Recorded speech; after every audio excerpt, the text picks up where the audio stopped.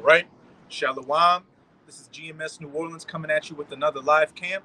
But before we get started, as always, we're going to give all praises, glory, and infinite honors to Yahweh Bahashem, Yahweh Shai Bahashem Rakakwadash.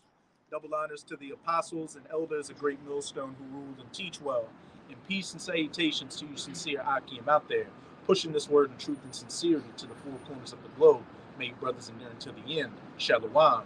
Shalom. And hey, it's another day in this wicked kingdom Babylon, and definitely, through the spirit, one of those wicked five cities that surrounded Sodom and Gomorrah, because this is one of those places that's just engulfed in wickedness. Any vice, any degeneracy you can think of is taking place right down on Bourbon Street down there, on Canal Street.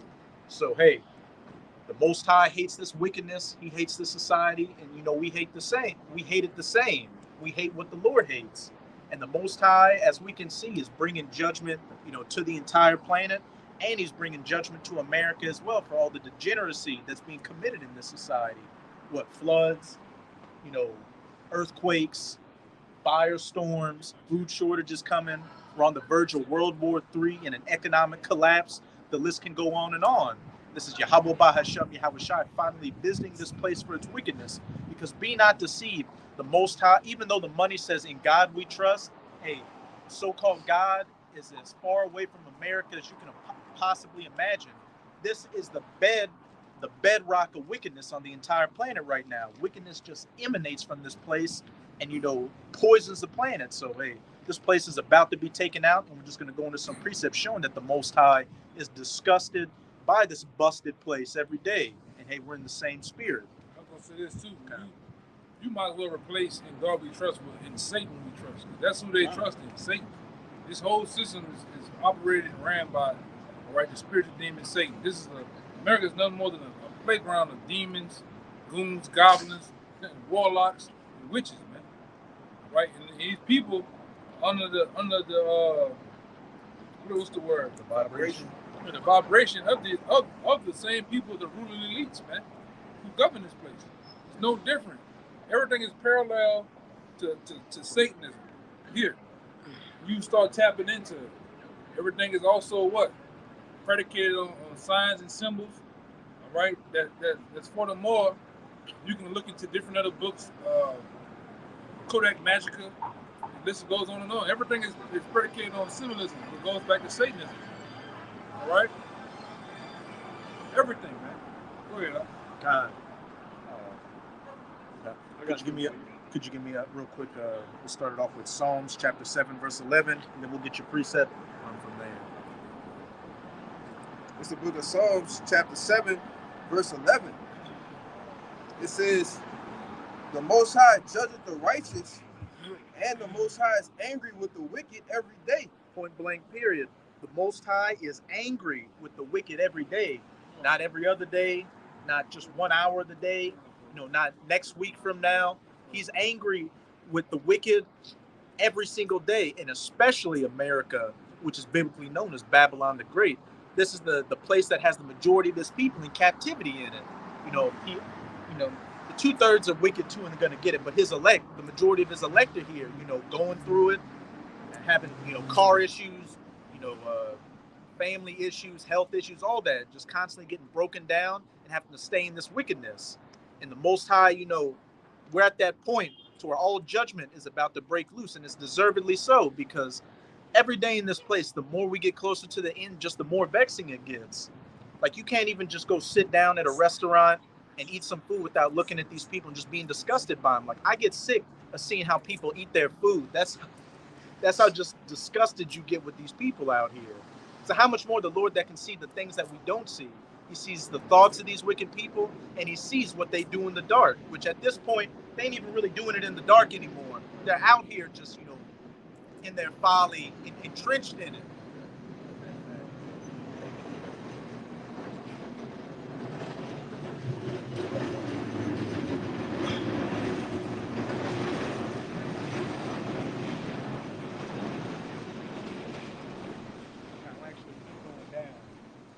But yeah, at this point, these people aren't ashamed of their lasciviousness, their ludax and their degeneracy out here. especially, when we're down here in the gulf of this madness of New Orleans, we see people walking around, sodomites, whores, and all that. But even in our daily life, with the Jakes you work with, they talk about degenerate shit. You see Jake and these other heathens just walking around being degenerate. It's vexing on every level. Like what it say about Job, that he was vexed with the conversation. Oh, you got it? Kind of get it. It's 2 Peter chapter 2, and I'm gonna start at 4. For if the Most High spared not the angels that sinned, but cast them down to hell and delivered them into chains of darkness. And those angels, talking about the Israelites, were cast down in these chains of darkness right now, this flesh. And he spared us not because what? We sinned in the past. That's been one of the hallmarks of our nation, is following after these heathens' ways and their wickedness, and us falling for it. But what does it say in Isaiah chapter 1? The whole head is sick, and Jake just doesn't learn. The more the Most High chastises Jake, the more entrenched Jake gets in that wickedness. So it's at the point to where, the majority of you niggas out here, and you spics, and you tontos, just need that great reset that Klaus Schwab is talking about, and just get recycled in the kingdom. Example right there.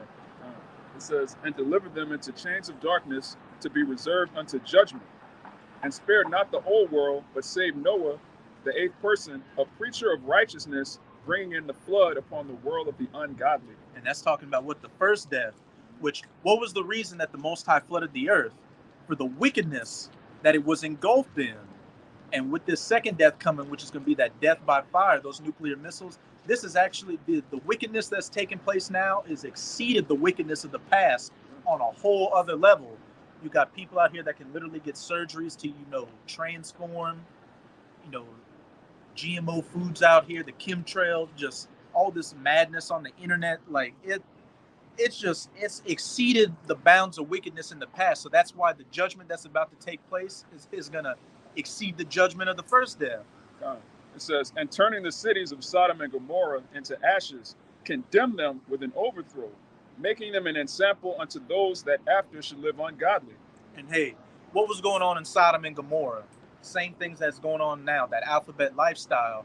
And it was so bad then that the Sodomites, what did they do? They wanted to get at the angels. They said, let us in that we may know him. And Job wanted to offer his daughter, so they wouldn't do that. It's like, no, we don't want the daughter. They were about to break down the door to get those angels.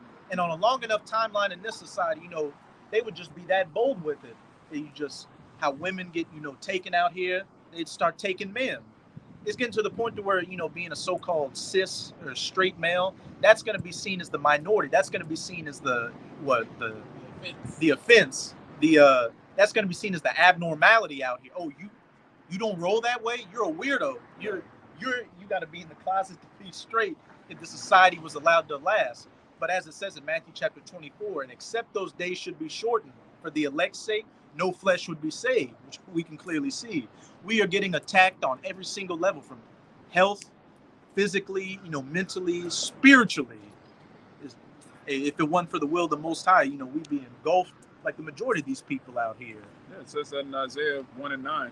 All right, except the Lord had left us a remnant, we'd be as Sodom. Point blank, period. We might have to get that one. But yeah, some more? Yeah. I know there's a lot of meat there. Yeah. And deliver just Lot, vexed with the filthy conversation of the wicked. Vexed with the filthy conversation of the wicked.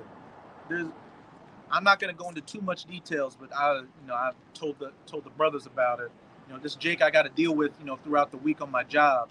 Just every other sentence out of his mouth is just, you would think the degeneracy he says one day there's no way it could exceed the degeneracy he says the next day. But with these last couple of weeks, it's just gotten worse and worse. So it's just like, man, there's no hope for you. You need to be recycled. Yeah.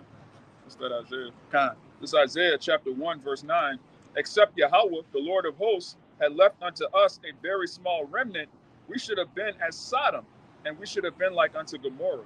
And what happened to everybody in Sodom and Gomorrah, save for Job and his 2 daughters? They were wiped off the face of the earth by that fire and brimstone.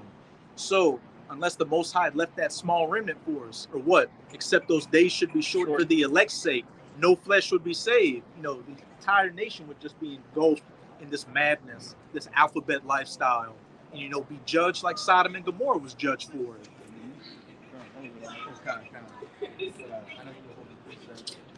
go back to that Psalms chapter 7.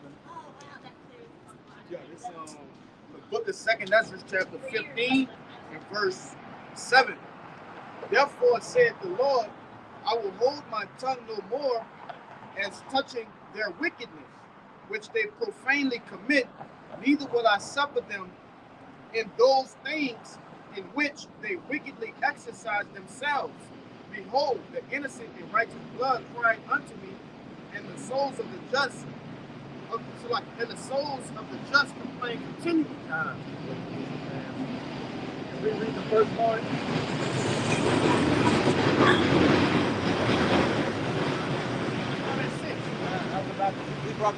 We brought that one out in our weekly lesson, going into prophecy. Yeah, I started at 5. There's a lot of meat in there. Yeah. God, yeah. Start at verse 4. I was about to say, yeah, that's crazy. This 2nd Ezra 15 and 4. For all the unfaithful shall die in their unfaithfulness. And hey, that's straight to the point.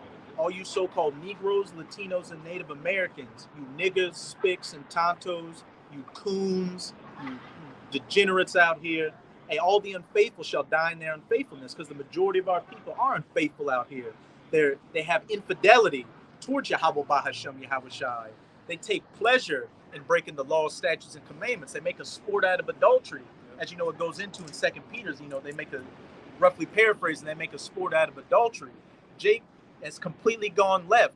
And I know it's one of the brother Kabar's, favorite precepts. The wickedness of Jake has exceeded the wickedness of Esau.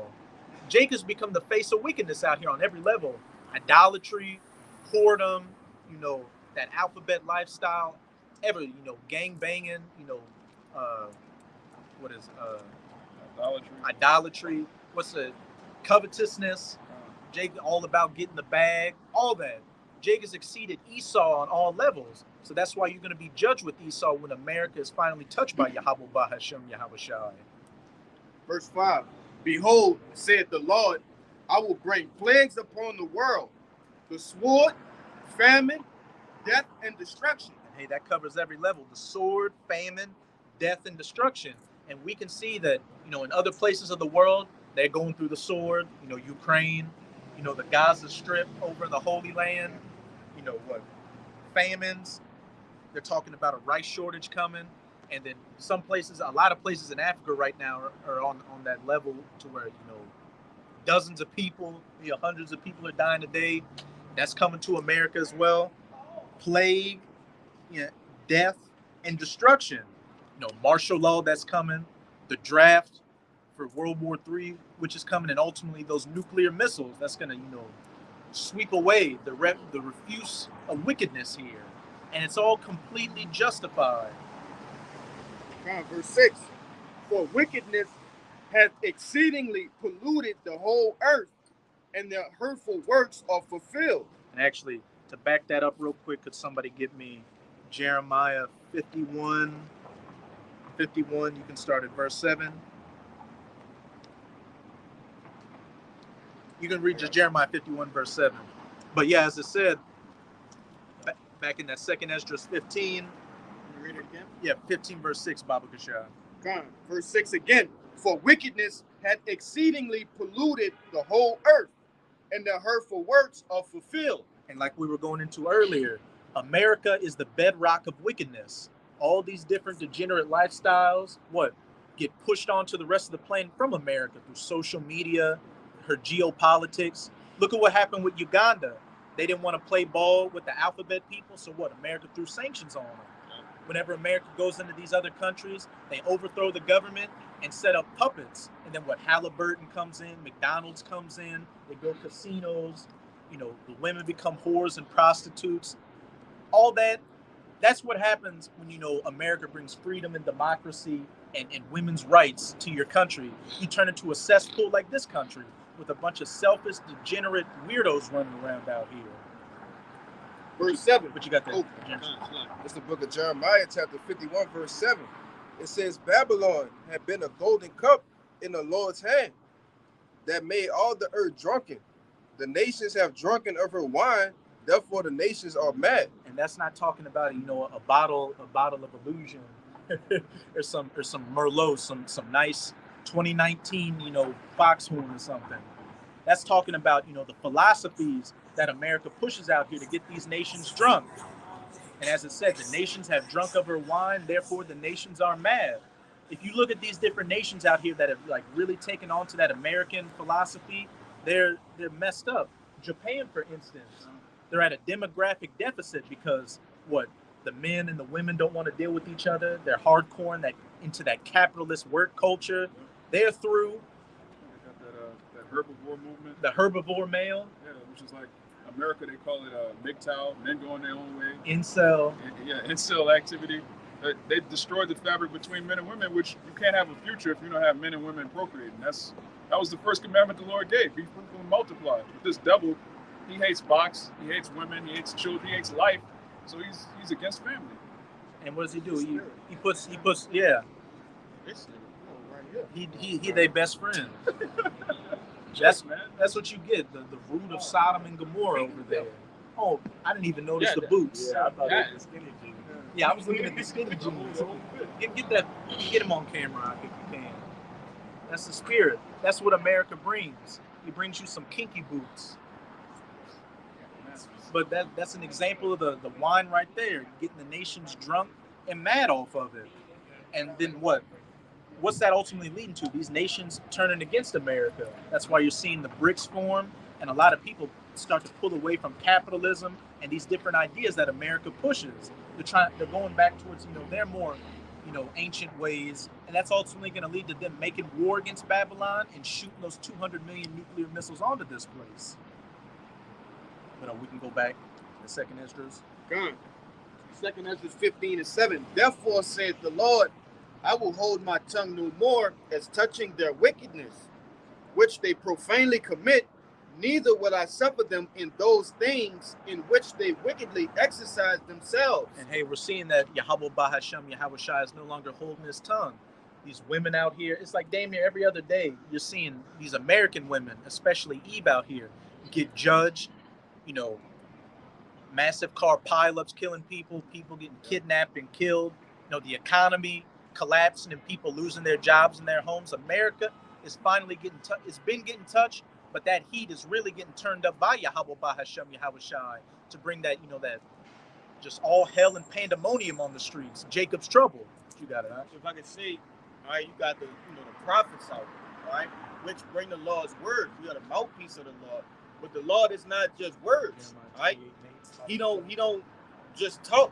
There's action that follow the Lord's word. So everything you see going on in the earth, all right, it's a result of the word being spoken, and action have to come behind that, all right? And what are the prophets? What were the prophets always known to prophesy about? Did they prophesy about prosperity? Having a good time? Drinking a tall boy? No.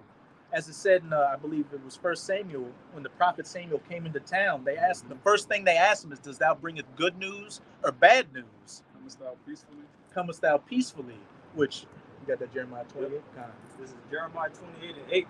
It says, the prophets that have been before me and before thee of old prophesied both against many countries and against great kingdoms of war and of evil and of pestilence. Hey, the prophets that have been before me and that have been of old prophesied both against many kings and countries and nations of great evils, wars, death, and destruction. And what have we been going into? The plague, the famine, the death, destruction, and the sword. So what would that mean? Hey, that with the way these other camps are looking out here, hey, the true prophets are at GMS, as well as the brothers that come in the spirit of GMS. And we're standing in that same light, prophesying against this wicked world, especially America, especially 2/3 of our people that just don't want to get right and deserve everything that Yahweh Bahasham, Yahweh Shai is about to bring to them. The unfaithful dying in their unfaithfulness. Somebody has to be the real prophets. Because Jay could talk all day about false prophets, which the world is full of false prophets, but if there's false prophets, there have to be true prophets. Exactly. Who are they? That's the balance. The balance. You can't. How do you know what you love if you don't know what you hate? How do you know what's good if you don't have an example of evil out here? How do you know who the true prophets are unless you have the false prophets out here? If I could say, one of the main words in that scripture was against, All right, it ain't say kind of with or kind of against. No, against them. All right, against those nations, and that's what the real prophets are going to be doing, prophesying against them in whatever offense that they're committing. All right, and not just batting an eye at certain things. No, everything that's wicked is getting called out, no matter who's doing it or what it is. It could be the most smallest thing. It's getting called out. So I'm gonna say this, because the majority is going with the bullshit. That's right. The majority of people out here, whether they're Jake or not, they all full of bullshit. They all full of the glitz and glamour. They all full of the dogma too, the rhetoric, and how many people that give in to the propaganda? The majority. Even the elites know that. Even when you go into what's the guy named Rabbi Finkelstein, he told a guy on the radio station, good luck trying to convince the people. Like, we got the masses. Like, he said, you just one of out of 7 million that just don't believe our shit. But we got everybody else though. All right. So it is what it is, man. And to back you up, I think you watched that video from Richie from Boston, where he was saying, look, America, even he can see America's through, because he's saying, during the whole 2019, 2021 situation, he thought everybody was going to stand up and be like, oh, they're taking away our rights and doing all this. He said all the people he visited, all the, fellow YouTubers he thought would have had his back, everybody, tucked tail because they wanted to keep their channels. And he said he went to YouTube and looked at what was trending. And he said the majority of shit was trending, but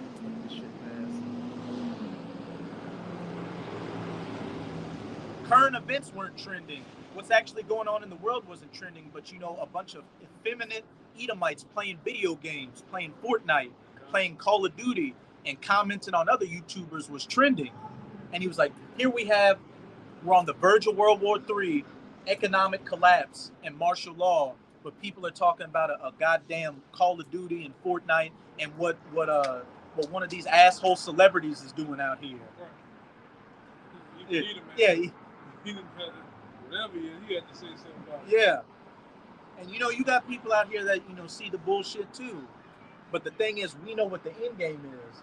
A lot of these people think, oh, if we just come out and exercise our rights, that we can take the Constitution back, that we can make America great again. But the only thing that's getting made great again is the nation of Israel. Everything else outside that is going to be turned to dust and ashes and smell of smoke. You got a point you want to make? Yeah, that guy was a prime example of what we just said. No matter what he is, what are you doing about what's going on? Exactly. All he did was come by and clap his hands. Now what? With the Night at the Roxbury shirt on. He looked like a heathen, but still, you got heathens that's saying something. They're not doing the work. They're heathens, but they saying something. I'm back in that. We can actually end it there. I'm gonna just read that last part, then we'll jump back to that Psalm 7. But it said, behold, the innocent and righteous blood crieth unto me, and the souls of the just complain continually. What?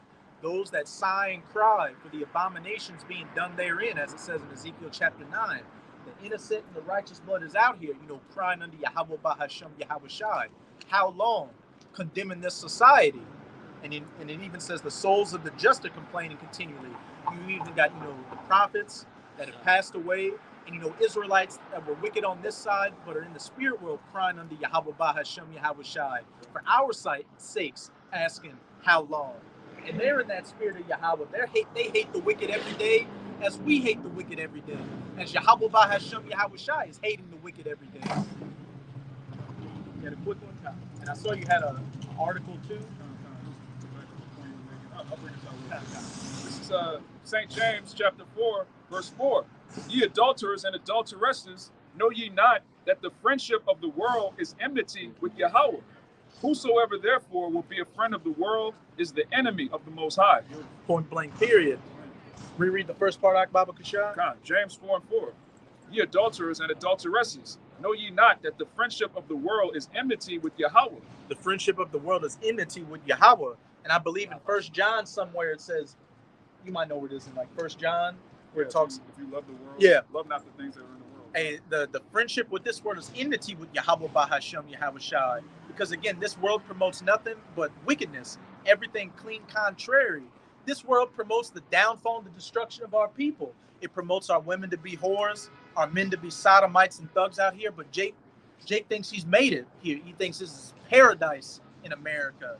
Jake will join the military and think, oh shit, I can get the college degree.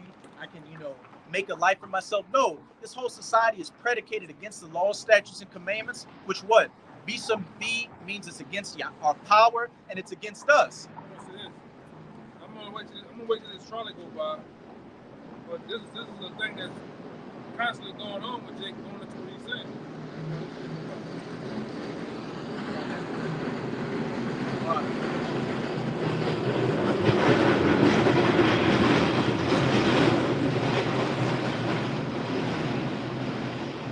Now this is another reply of what the guy Rabbi Finkelstein said. He asked, he said, so what about that?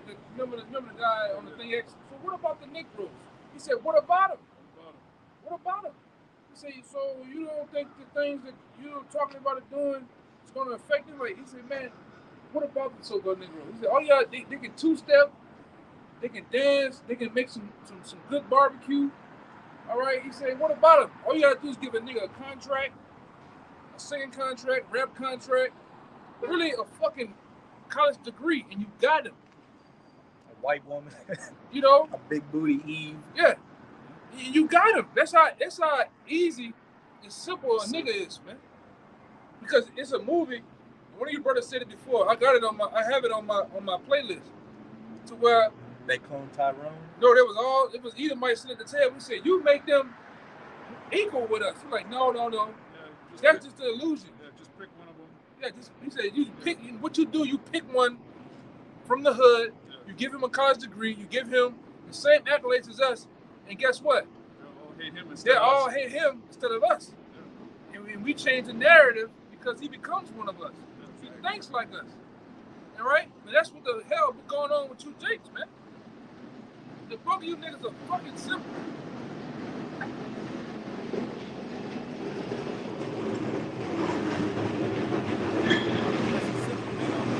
Right there. You see this nigga, like that nigga there. You see this long-lipped nigga. It's nothing different to what the hell we talking about. Some of you niggas, you if you close your eyes, even when you watch some of these niggas, you close your eyes, all you think this is a white man talking. And you open your eyes, guess what? Voila, it's a goddamn nigga talking, man. A shaved-faced nigga. Yeah. Nigga face so smooth like a black leather wallet. That's you niggas, man. You become your oppressor. You think like him. You move like him. Everything is predicated on you being him. Even you fucking Latin tribes, you the worst, man. You dance the tune of the so-called white man. We got one at work. All he do when it's Jake outside the car, waiting to have the meet, he stays in the car until boss man pulls up. Boss man get out the car, he get out the car walking. He gonna shake his hand first, man. You niggas is cool. Y'all, and you sometimes we be around Edom, fucking like they be Edom be all about fucking over y'all, man. I know I'm supposed to give him $150 extra. Just give me $25. He's not gonna ask. He's a hard worker. Yeah, Jorge's a hard worker. That's what's crazy about Coons is that Esau hates traitors. So you being a traitor to your own people, Esau that he's still looking at you like this nigga sold out his own people. Man. Yeah, it's a piece of nobody respects traitors, man. And an ass kissing. Yeah. And one thing about the Edomites, I know personally, they know that y'all be ass kissing, man. And the thing about ass kissing and kissing ass, once you kiss a couple of asses, you gotta keep kissing asses. Them lips of yours become raw, compromised, and big. Cause that's a lot of ass kissing, man. So it's best to not never kiss ass. It's best to be your goddamn self. All right, motherfucker gonna have to like it or love it with me. Fuck, I'm 35 now. I have become who I am. Take it or leave it, man. That goes for the nations too. Fuck them Edomites, man. You know. And the more you grow in the truth, There we go. Hey, there we go. Perfect example right there. And they eat some chicken too. And they eating some brothers. They came back to the hood. You know?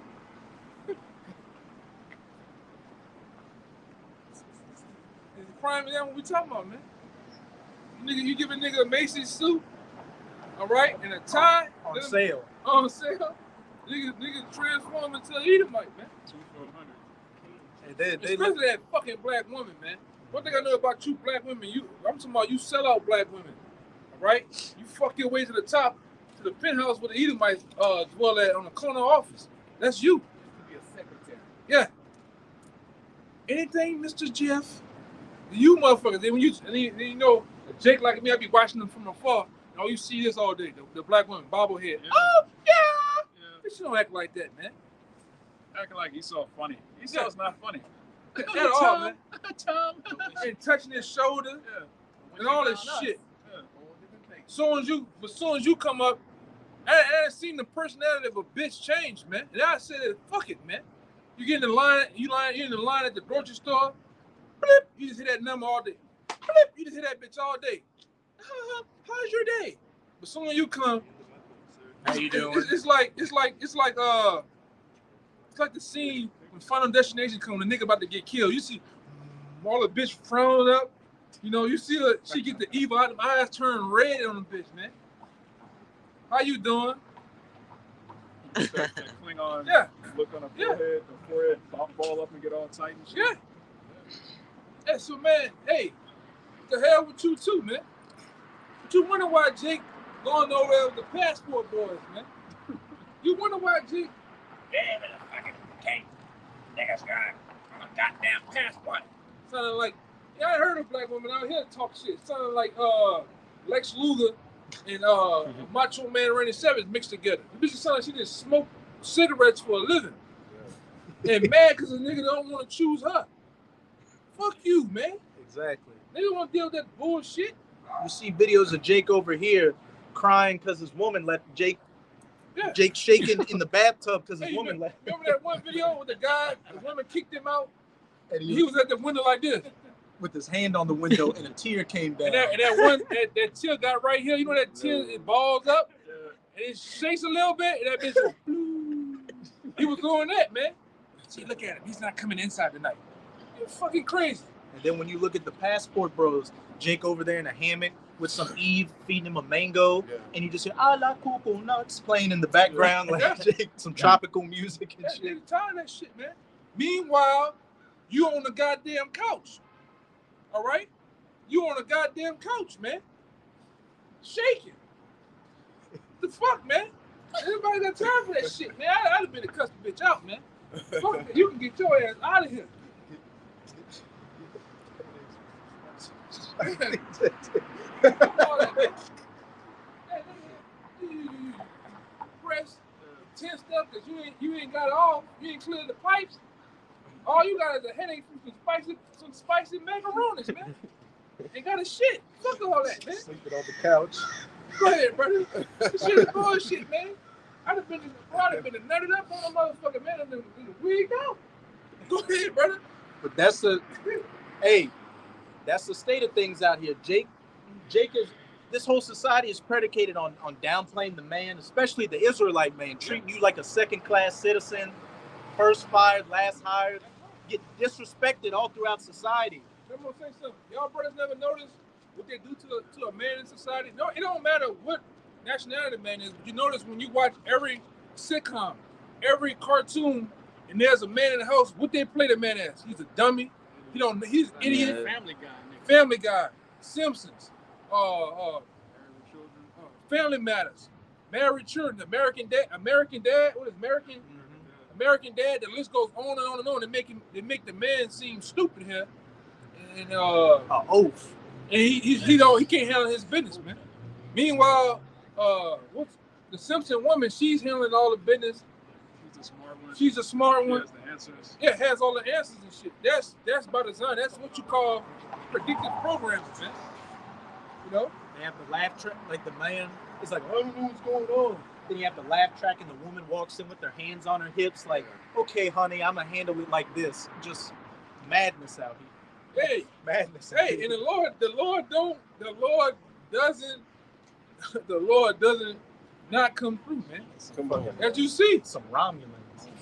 Got the Jada Pinkett going on. Yeah, and if they look for the strong, bald-headed black woman, man. Skull showing forth. With the skullduggery showing, man. Strong, independent black woman. Double Yeah. back. Yeah. Blue shoes, he can double back. If I could say, brother, what's your boy name? Who played Debo from Friday? Tiny Lister. Yeah. Yeah. Hey, that dude said that they don't even want to give him no more roles because he's denying the effeminate roles. You know, he a big old black man. Yeah, I never seen him in no effeminate, demasculated You role. know they offered him like Yeah, That's what the Lord He sees. turned it down. You see exactly what we in the last couple of seconds. You've seen what we were talking about, man. You got that This is what the so-called black man has become in this society. You are the poster child, the poster child for degeneracy, the poster child for homosexuality, man. When you talk about the big F word, the black man comes along. When you think about Atlanta, what happens in Atlanta? Hogism, Morehouse, all these black colleges take that, man. Them niggas in high heels out there. Tyler fucking Perry, man. This nigga that just passed by with them skin tight. them Mega Man's fucking the Star Trek boots, man. Mega system. You know? With a fucking beanie on. And like I say, the black woman is upholding that shit, man. So that's somebody's baby daddy right there. All right? That nigga. You got a precept? Shit is crazy.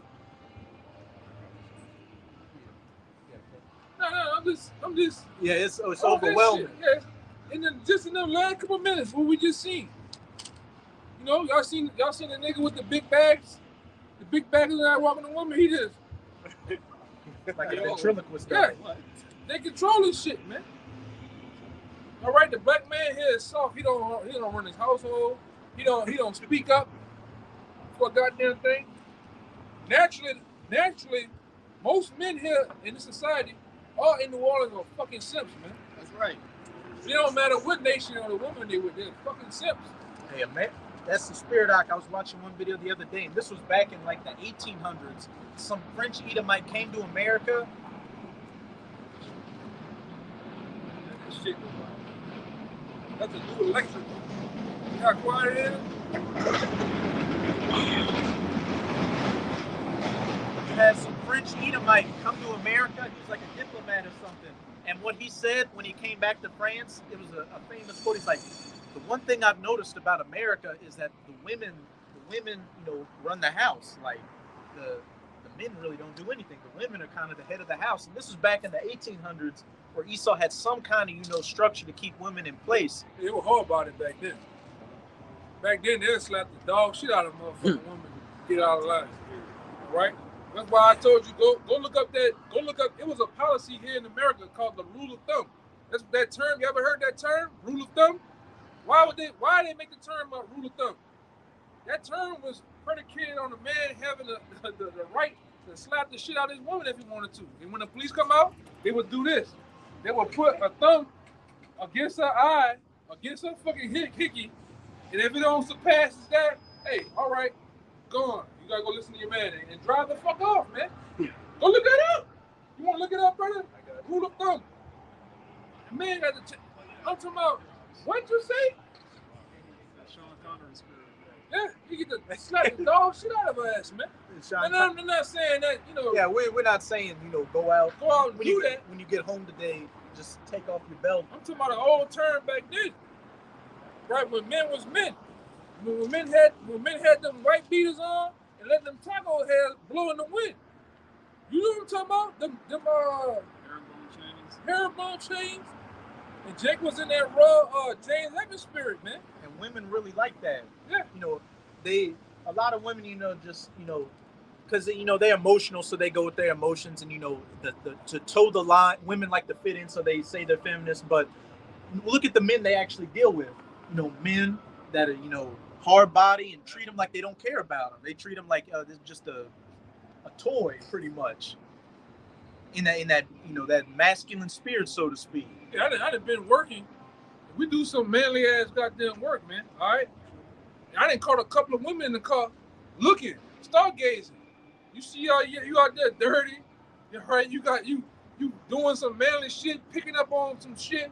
And it look like you seen I'm telling you, like we seen Go Jason waterfall in the car. The whole car just filled up with water. All right. You're talking about the old school. Yeah. Man, he had the white beater and the gold chain on. Yeah. Yeah. None of you niggas are nothing but bocce boys, man. You soft. Oh, that's the spirit doc. That's a man right there. He looked like a woman from the back, but that's a man. Hey, Yeah. you know, when you go to the store after work, you got that dirt mixed with sweat on you. You know, and them pheromones. Them women, that's really something that they like, man. Yeah. You know, a woman that came up to me and like, I want to smell you. I want to smell you. Yeah. Hey, when I was I'm dirty. You know, I got mud all over me. They want to smell that, brother. Hey, that's a true statement because when I was doing a job where I was outside doing manual labor, I had some dirty paint. I looked dirty. And the Eve at the cash register is like, oh, you look like you've been working hard today. Yeah, and see, you don't get that no more, man. You got these soft ass niggas out here. All right, you niggas ain't never had With trembling lips. with trembling lips, okay? All right, and light asses, man. You niggas ain't never done no hard motherfucking work, man.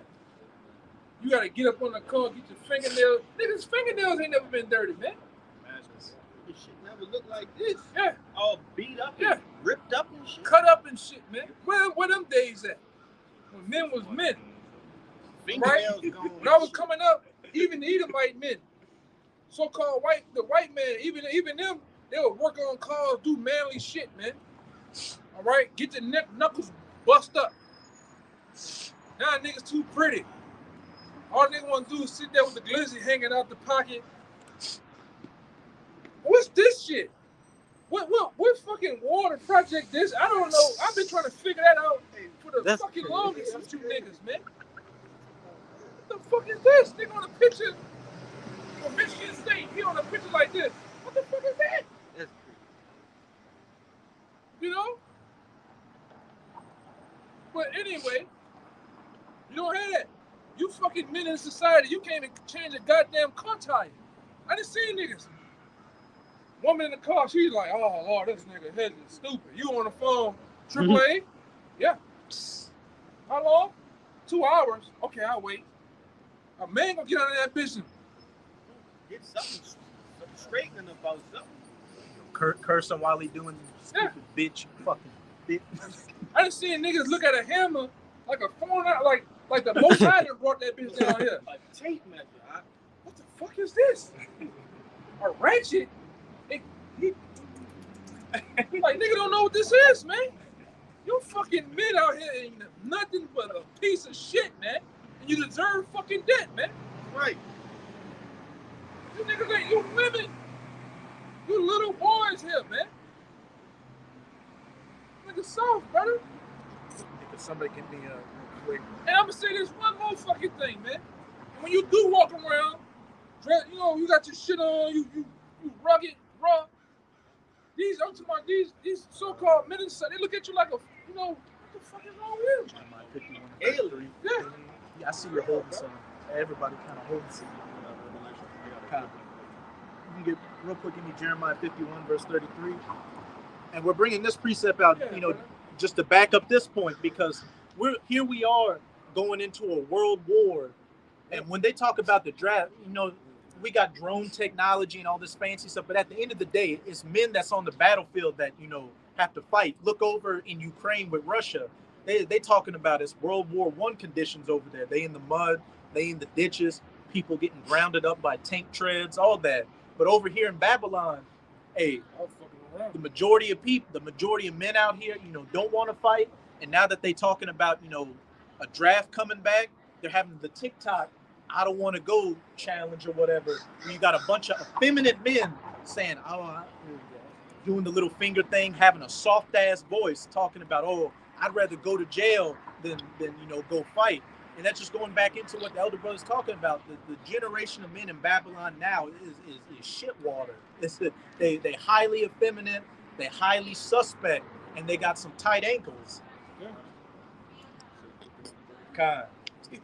Book of Jeremiah, chapter 51, verse 33. For thus saith No. Which one is it? I was right. It's in that 30, 51 and 35 of the show. Jeremiah 51 and 30. It says, the mighty men of Babylon have forborne to fight. Yup, that's it right there. The mighty men of Babylon have forborne to fight. And there really ain't no mighty men in Babylon like that anymore.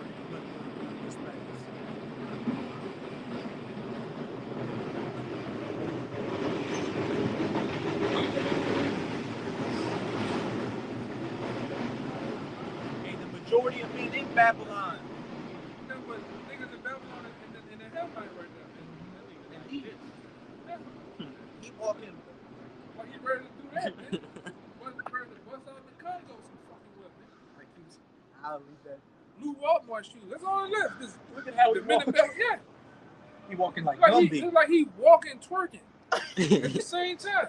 He hitting that June bug. Yeah. Niggas is crazy. Hey, man. You men out well, you so-called men, man. You gonna learn. You gonna fight or die. That's what's gonna happen. And there's an example across the street of a weak man.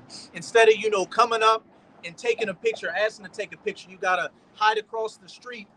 Not Pretending you're on the phone. yeah, pretending not having any testosterone or masculinity or respect. You gotta hide and take the picture and be a boy about it. It's a bunch of weak fucking passive aggressive faggots out here. I'ma just say it. You deal with people in the world, like that's one thing about the truth is like you're gonna have to deal straight up with brothers, and like if something goes off, you're gonna get rebuked for it. But in the world, when you're dealing with people, you can't come straight up with another man, because when they get emotional, you say something for the rest of the day, they'll be fucking passive aggressive about it, and you just want to kick them in their fat stomach and rupture a spleen. But that's neither here nor there. I got that word effeminate. Kind. And then he taking a picture. You ain't nothing but a crack here. You gonna bring it back to the goddamn trap house. Now you're hiding in the corner. Yeah, What's he what you doing, man? disappearing in the corner like Freddy Krueger? I think they're agents, though. I do. I think A lot of them probably are. They see Hebrew Israelites, they paid to report on us. And he's on the phone, man. They're calling me a sissy. They're saying I'm suspect. Yeah, you is suspect, man. All right, you is suspect. Wait, is that another? Is that a Eve or is that a man? Yeah. Shit you do, we find suspicious. All right, See, very suspicious, man. hey, the This guy. women that left their natural estate. This guy. Damn, Yeah. God Brooks. that's that's your boy from Napoleon Dynamite.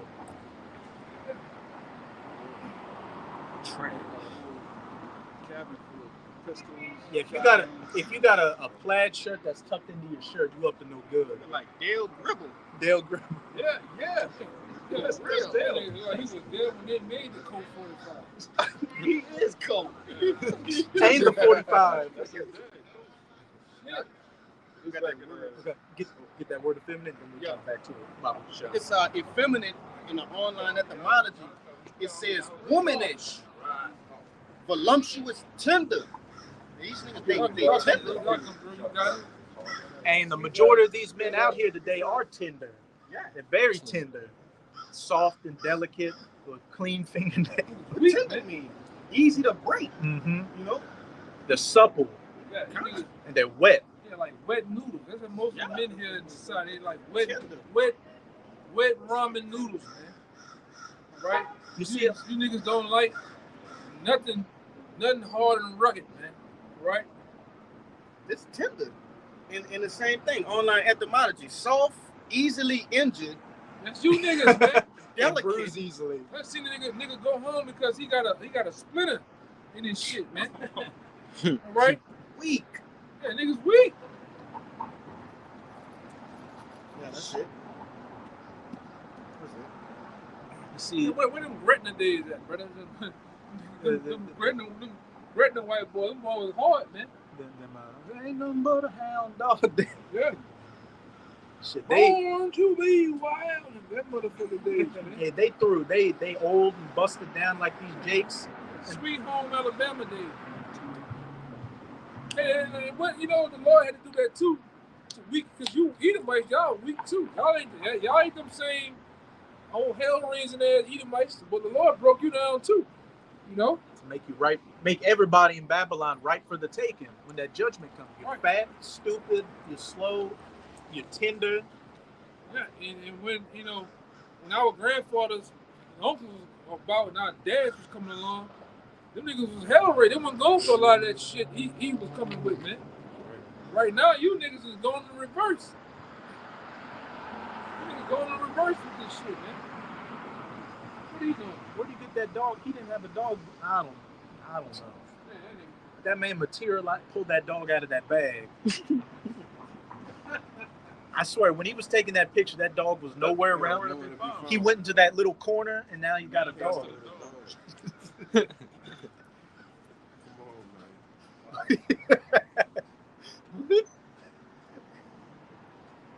That car sat on that corner right there for like Yeah, some more. Oh, that's it. Con, but we'll get back to that Jeremiah. It's the book of Jeremiah 51, We read the top again.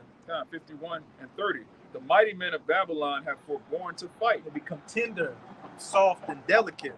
Again, like that TikTok thing where a bunch of men with a soft ass voice is talking about, oh, I'd rather go to jail before I get drafted. Well, hey, some hard body shit happens in jail, and also they have something called penal battalions where they take men out of prison and you get sent, to clear minefields. They send you on the death missions first. Yeah. Like all that shit is coming back. You get the chance to run in them leaning shoes across a minefield, man. And we know what's gonna happen across that minefield. Boom! You gonna run into something. All right? Same thing they did you Jakes in the time of Vietnam. A lot of you that was all in these hoods, they took you from out of there and put you on the front lines, man. Where the hardest fighting was. And then a lot of you niggas, this is coming out of the mouth of family members and dudes that went over there. A lot of you went over there on your first tour of Vietnam, seeing how it was. And Esau was offering you niggas dope, drugs, man. You went over there and got all drugged up and went back on and back and back and back again, man. If you made it out. Because you could because that was in Vietnam, Laos, and Cambodia were known as the Golden Triangle, which was the top drug trade back during that time in the 60s, and that's what funded a lot of CIA black operations. So say however much heroin cost, say it was $100 for like a gram of heroin back then, you could get it for 20 cents over in Vietnam. So of course those soldiers got heavily hooked on that shit. Right. And a lot of them didn't even want to come back. They just disappeared into the jungle. Yeah, and then see, it was a war over poppy seeds. All right, and you watch American Gangster and a lot of other documentaries. The CIA in America was bringing dope back, all in the coffins of dead soldiers. Yeah. All right, all on them fucking planes and boats. All right, right along with a bunch of agents that were doing their thing, flooding the streets of America. And you brothers think I'm lying? Go look at videos of in 1940, give or take. Look at everything before 1984, and then go watch videos of Harlem, different places, New Orleans before 1984. Niggas was vibrant. Niggas wore their pants up. Women were dresses, did their hair every day. Come outside, makeup. As soon as 1984 hit, because remember, I remember a time when the biggest drug was what? I think the biggest drug was then that weed. It's Sky on. I seen cops back then. Sky on pot. He's on pot. What the fuck are you talking about weed? And it was one more drug. No. It was. I think it was probably Opium or some shit. It was. I don't know if it was coke. But no, it was because coke and all that shit came around the same time. It was one particular drug. It was just weed and that shit. But anyway, as soon as 1984 hit, going into 1987, go look at Jake like that. You see him? And guess what? Our moms and them come from that era, man. All right, they come from that era when that shit first hit the streets. But where it originally come from? Esau going to them wars over there, invading them people's shit and bringing it back over here to flood the streets. They had the Vietnam was dealing with the Golden Triangle. You had something called the Iran-Contra scandal. Contra, Where I believe it was the Reagan administration and that dude Oliver North. They were selling money. They were getting, you know, dope and heroin from. Was it the Sandinistas? It was one of those rebel groups. They would get the money from the dope to, you know, buy weapons to, you know, send to Iran to, you know, foment a revolution there. And then what now with the war in Afghanistan? That opium, that, you know, all that cheap opium and fentanyl is flooding over here from the war in Afghanistan to get you people doped up out here so you won't stand up to anything. Right, and see, with that Contra, which you get the word contraband from, and which this guy, not the fat nigga from Miami, but the Rick Ross guy, the real Rick Ross, tell you that he down there was selling drugs with Ronald Reagan in them, man. Pablo Escobar was in there. Yeah, too. all them guys was set up, and that guy was set up by the CIA. All right, you ever watch that Snowfall shit? Anybody watch Snowfall? Snowfall is about the real Rick Ross. The real Rick Ross, not the fat motherfucker that took his name, but Freeway Rick Ross. That guy, Franklin is Rick Ross. And it talks about what really happened.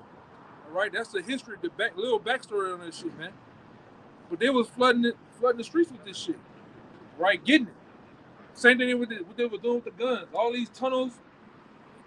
Where the fuck the Mexicans get the machinery?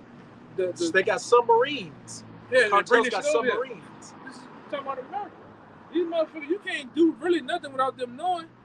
You tell me they get the drill tunnels feet down in the ground from Mexico into America in Brownsville or Kentucky or some shit. Or what they call that shit? Texas, Arizona. Yeah, all the way into Texas. Some goddamn one without them knowing. They know this shit, man.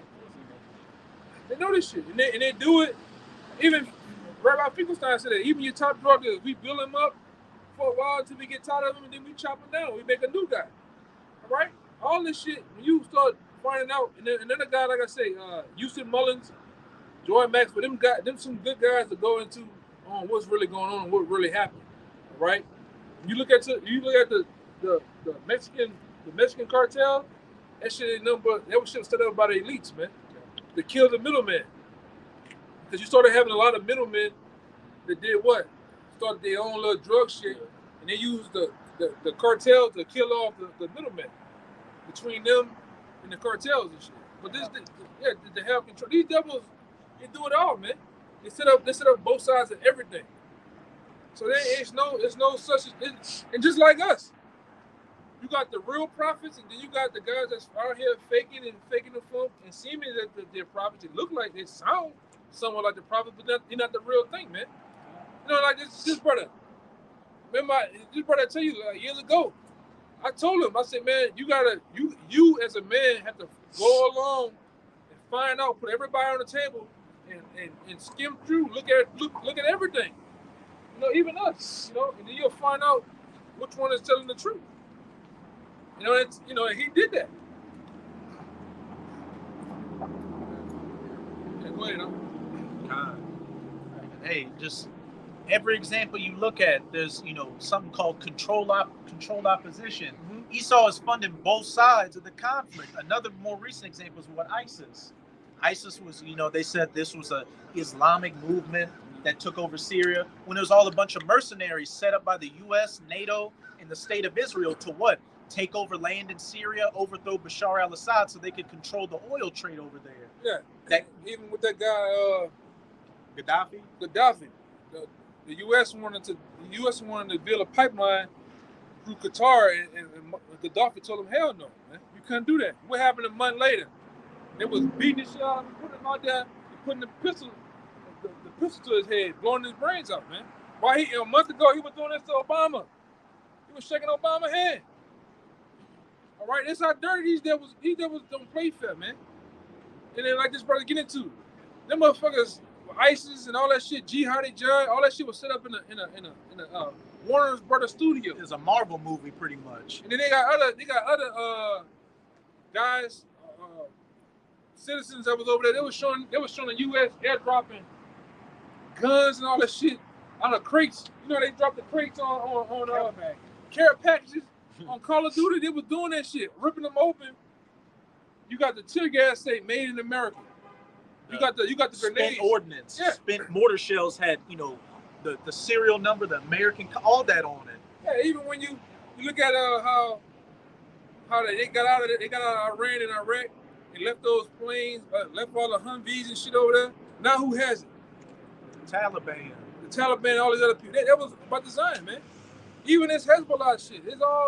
This is every time there's a new election, there's a new boogeyman. Hey, just to back you up, the Taliban look like a professional army now, but who are they having issues with now? They talking about attacking Iran. They talking about, you know, being a problem with China, and who happens to be enemies with both of those countries? America. Yeah, and they saying that Hezbollah shit, they over here in America now. It's gonna attack us. Yeah, Hamas. And like I say, according to what these devils finna do, we always said, man, they're gonna make 9/11 look like a day at Chuck E. Cheese, man. Right? You don't know what these devils finna do, but they gonna do something. Guaranteed. They put. And what happened in movies? like the movies like Batman, Joker, even like video games, like when you play the missions of like Call of Duty and shit, they put in there what they finna do in America. The last Call of Duty, Modern Warfare 2, they put in there that New Orleans and Chicago is gonna get hit by some type of pocket nuke, man. Right, they were gonna go into the airport with trained gunmen and just mow people down with light machine guns, man. That's what that was predict. That's a part of black magic. And in the original Modern Warfare, that no Russian mission, it said only speak in English, so it can make it look like we're from another country, so we can set up a false flag and you know, create a war. Yeah. And then, man, them Call of Duty games, when you really pay attention to the plot, like Black Ops 2, I remember I was playing it and they were talking about, we got to stop the Chinese because they're trying to get rare earth minerals from Afghanistan, which is what the U.S. is doing over in Afghanistan, to get those rare earth minerals for the drones, the tanks, the F-35s. There's one mission on Battlefield, one of those battlefields. You do some shit, you get there, and by the time nightfall comes and you wake up in the morning, the sign says Iran, Tehran, and Iran. And then guess what? They're waging war on them, man. And so that's the two big, one of the main characters of this thing, of the scriptures. Iran. You go your ass in Iran and it's gonna be on, man. But you've been pussyfooting, E. Yeah. You've been pussyfooting and going in Iran. You know what's gonna happen when you go in Iran. Right along with you 1948ers, man. Just go ahead and attack Iran so all hell can fucking break loose, man. You know? We get the hell up on out of here, man. Like I said, we pushing towards the eve of destruction. Who knows what the Apostle Paul is gonna name that?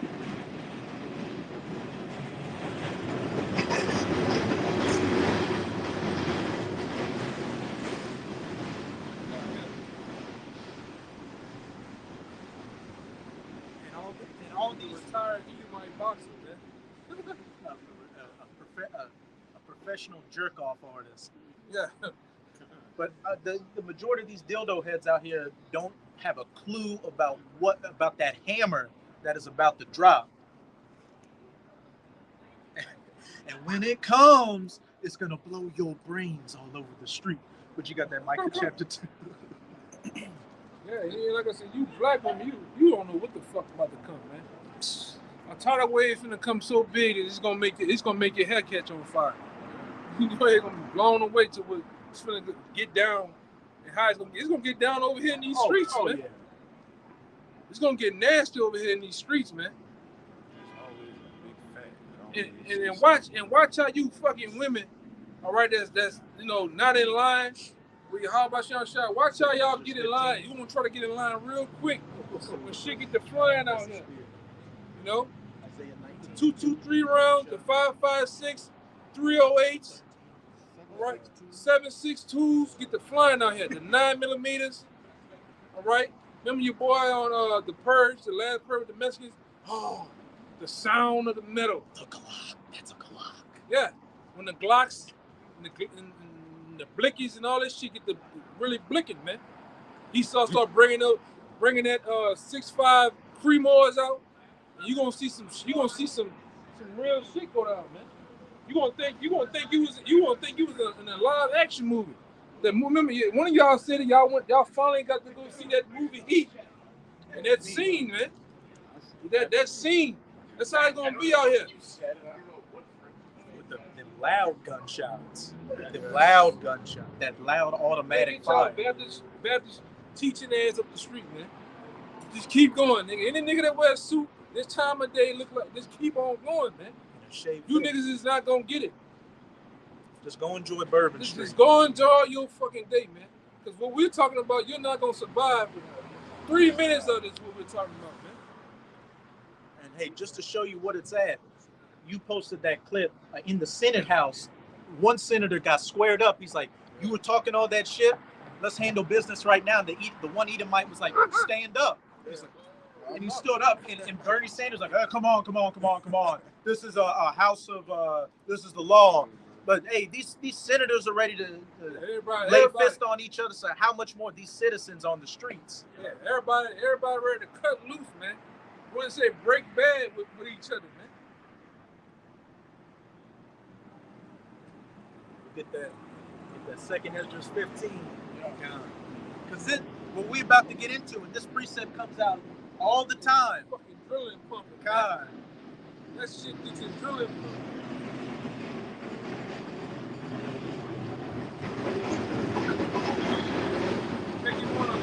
Make you just wanna go to Home Depot and go get you one of them Louisville sluggers and drill nails in. Nails through them bitches. Wrap that barbed wire around. Yeah. Because it's about to get, as the elder brother always goes into, that Conan spirit is come coming out here. Like there are only so many bullets that's gonna be shot before it gets to hand combat. Yeah. You women down here, you been paying the price, but niggas been in that real cold Conan spirit. Not even giving a damn about the woman. You get the same business a nigga was getting, you getting that double that, man. With tax. All right? Man. Yeah.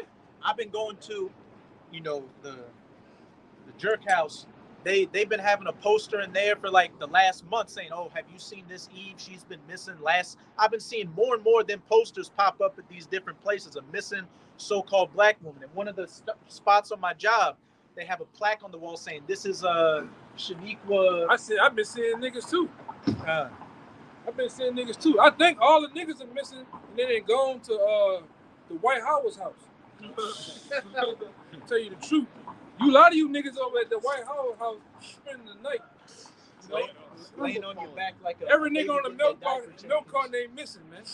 Some of you niggas is going over there. Go ahead, brother. Giving out autographs without a pen. Come on.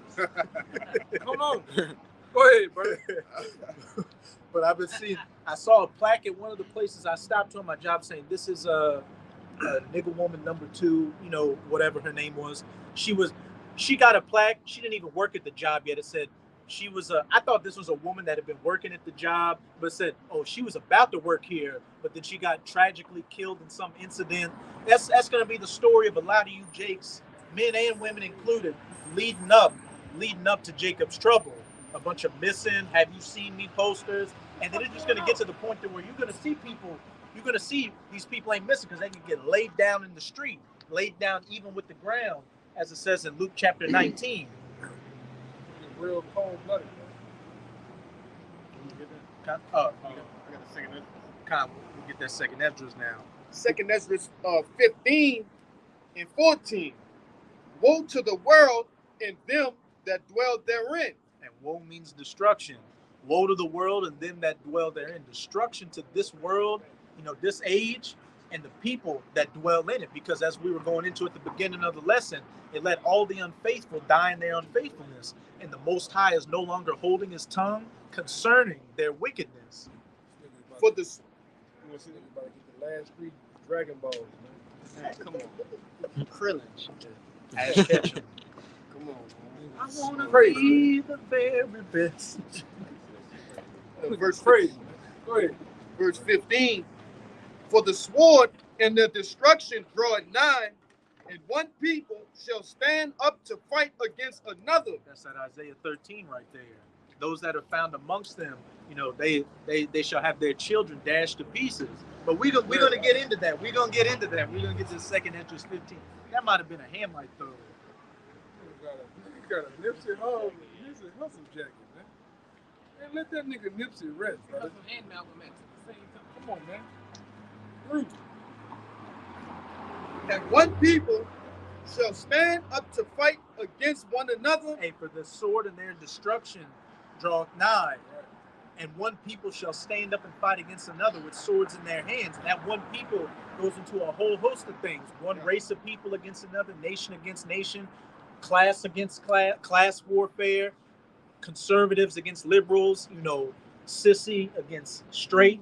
In this case, in America, so-called straight. Religious against non-religious, man against woman. It's going to be pretty much at this point, if you ain't in the truth, you a sodomite. That's what it's getting to. That's it. A lot of you niggas bi-curious, You trisexual. trisexual, pansexual. You niggas all liquid out. What that nigga Quincy Jones say? He liquid or some shit. Right? Gender fluid. Right? You got Will Smith that came out and said he fine as shit. Nigga been to it. He came out. Who your boy? What? Yeah. What? No, the other one. Yeah, Will Smith. Everybody been to that, man.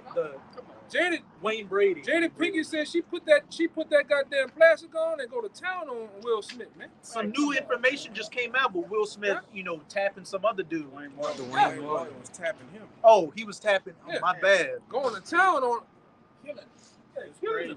And they showed another clip. It was during the Fresh Prince of Bel-Air days where Will Smith was with Carlton, and in the clip he grabbed Carlton. And Carlton like, man, what the fuck you doing? Like, Yeah, man. Yeah, that's when I lost my character on that. It wouldn't have been you slapping somebody. I'd have slapped the shit out you, man. In the middle, cut.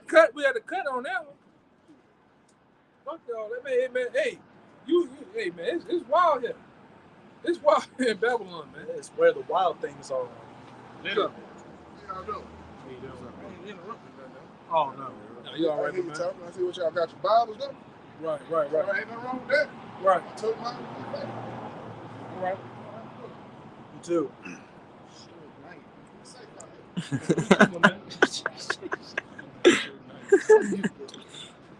Big ass Tylenol PMs on his feet.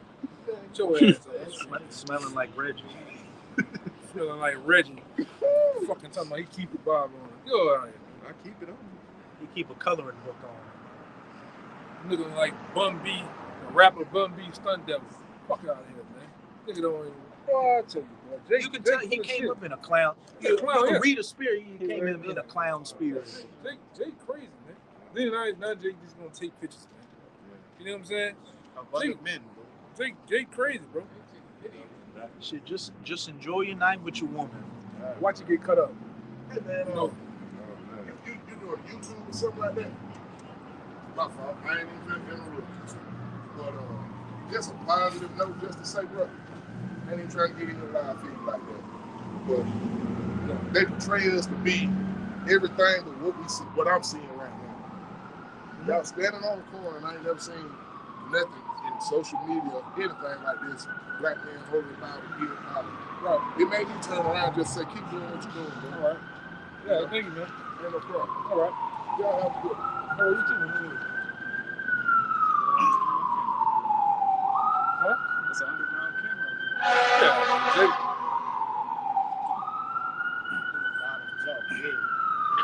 Go ahead, brother. As I said, one people shall stand up and fight against another. Every level of Babylon, at each other's throats. You got that Isaiah 19? Bring it out real quick, Baba Kashar. This is Isaiah 19:2. It says, "And I will set the Egyptians against the Egyptians, and they shall fight every one against his brother, and every one against his neighbor, city against city, and kingdom against kingdom." Hey, city against city, kingdom against kingdom. Hey, every neighborhood, every city, every block of Babylon being a firestorm out here, people going at it. Because those Egyptians are talking about those modern day spiritual Egyptians, these Edomites, these so-called white people, these so-called white Americans, and you Jakes and you heathens that come in that Egyptian American spirit. Everybody's about to be at each other's throats. It was funny. The guy that owns our company, his son has an Egyptian tattoo in the back of his neck. You know, for some reason he just in that Egyptian spirit for real. You know, I see that a lot. That unk. Unk and that That Horus, eye. Horus and shit. You know, but you people, y'all all the different kingdoms before America wrapped up in one.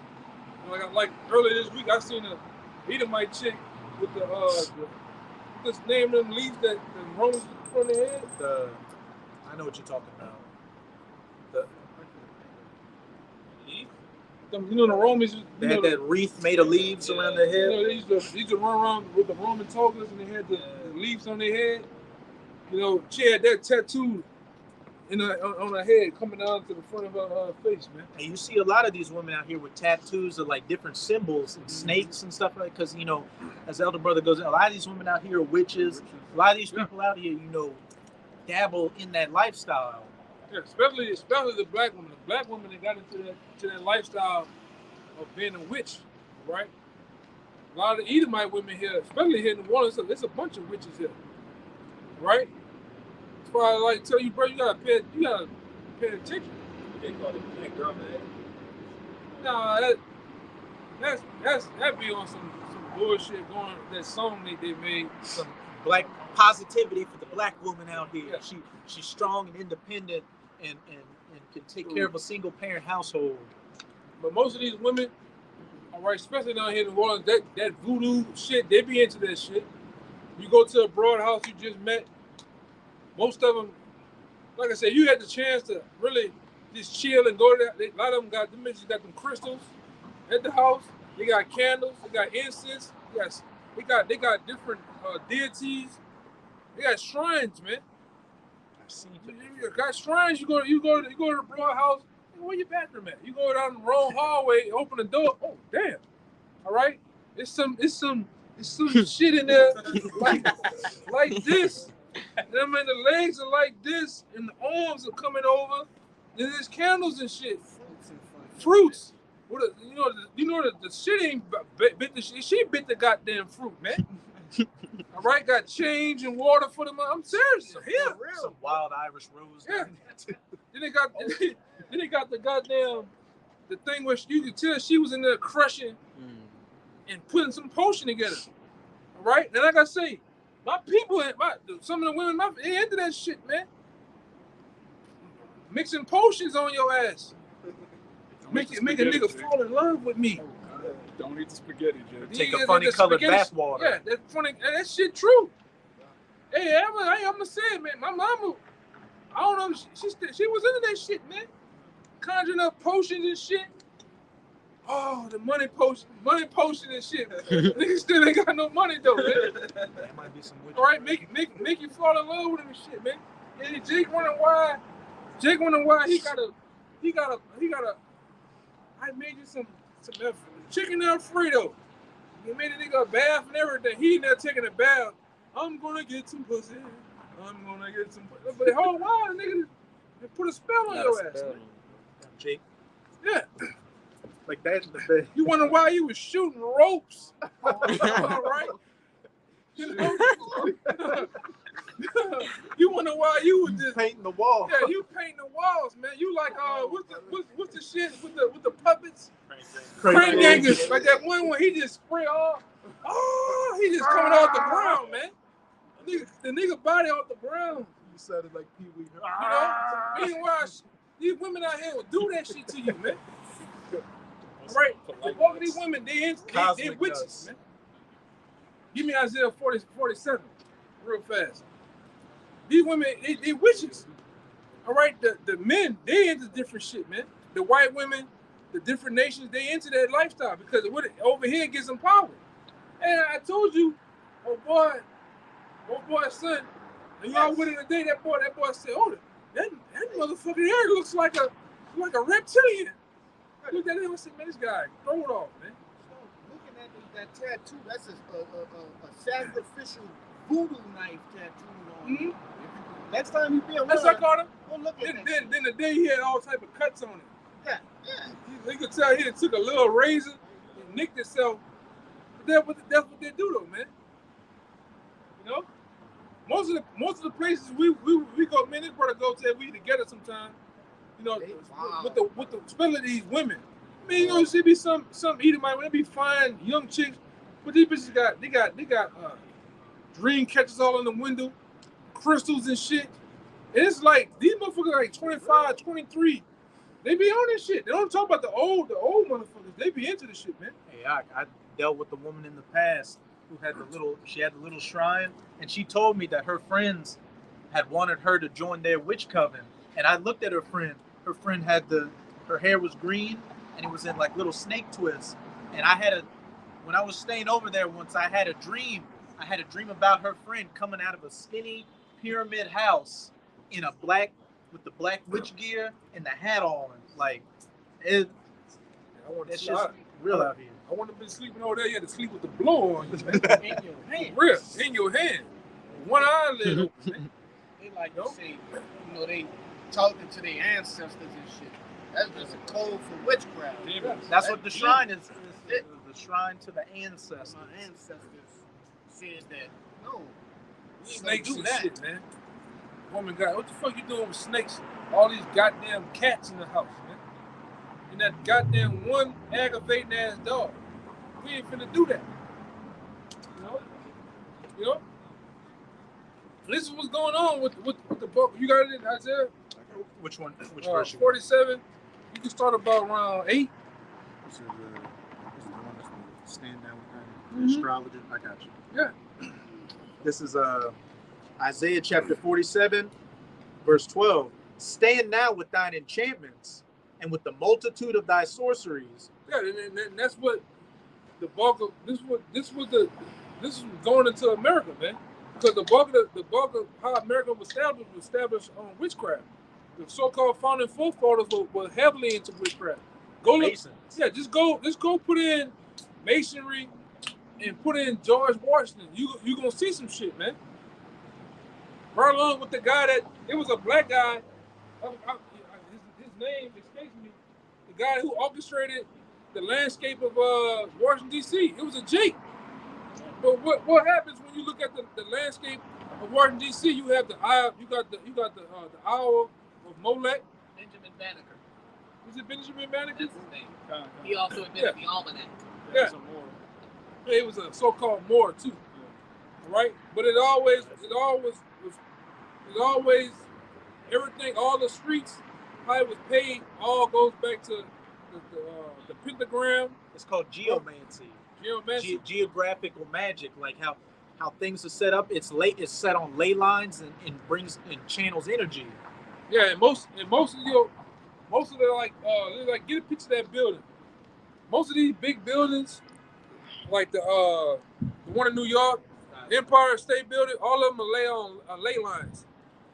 All right, ley lines. You go look up ley lines. Ley lines, geographically around the world, they all connect because these connections with these elites give them headway to bring forth conjure up demons.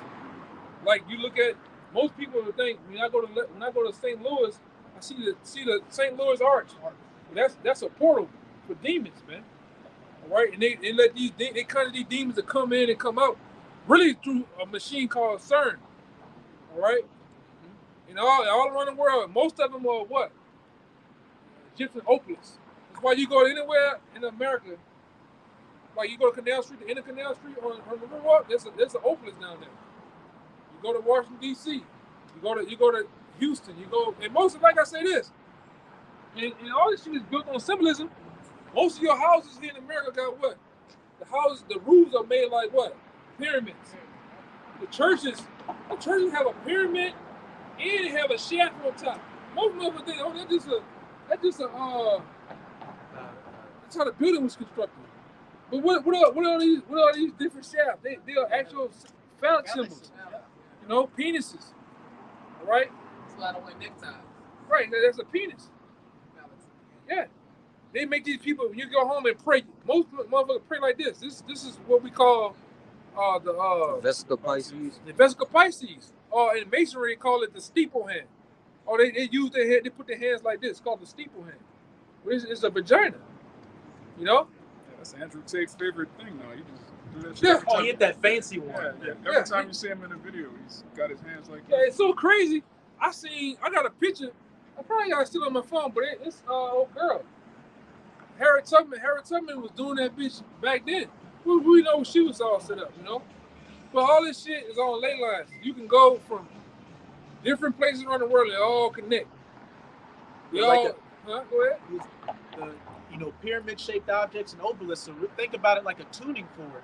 The vibrations coming from the ley lines, they are able to the energy harnesses into they harness them like a tuning fork, like their power generator.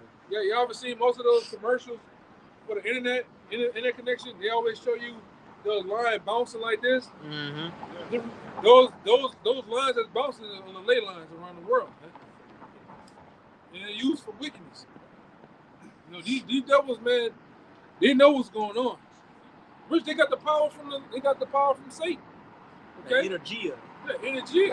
Who's coming is the man of sin and the son of perdition. Who's coming is after the working of Satan, the energia, which when you go to the Strong's, it says supernatural or divine power, either from God or from Satan. Yep. Mm-hmm. But I mean, the two could be the same, the one and the same. Because God could be, Satan is a god. In fact, in this world, you know, like he's like a lot of people worship money. Well, all That's that power ultimately comes from the Most High. Right. Like that, what they have is just the left-handed version of the Most High. And, you know, Satan is a power, Yeah. but he's a lesser power. He's not equal to the Most High, and Right. he works for the Most High. So the Most High sanctions him to go to these elites and give them power, and they think, oh, we're getting it from Satan, but really, it's from the Most High.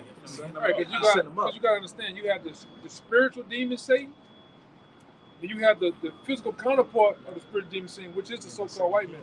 So when they say on money, in God we trust, they're actually talking Coming about in Satan. Satan. Yeah, Satan we trust. Yeah.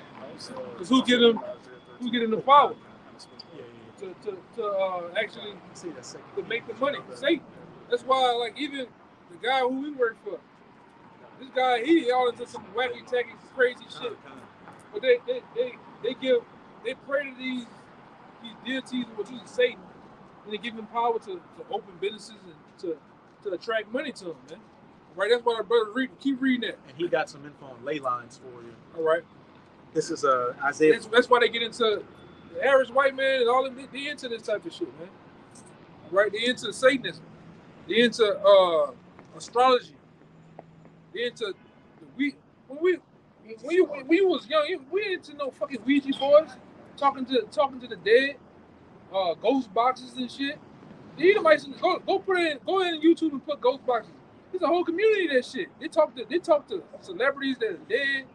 Which is demons, because once your family member, once your people die, you ain't no talking to them. They're in the spirit world. Well, now what you are talking to is some type of demon. AI. They You got know? Familiar spirits and shit, man. a movie. Have you? I don't know if it's called Hereditary. I heard of that movie. That what you just said is a scene in that whole movie is about generations of witches trying to conjure up one of the seven kings of hell, as they say it in the movie. And there's one scene where the lady's daughter died, and she thinks she's talking to him, but she's really talking to the demon king. Paimon is what they call. That whole movie is about them trying to conjure up Paimon into this realm and put his spirit into one of the people in the family line, because for generations they've been, building up their family line to be a vessel to bring this demon forth. Like what the elder brother's going into, these Edomites, a lot of these families go back generations, hardcore into witchcraft.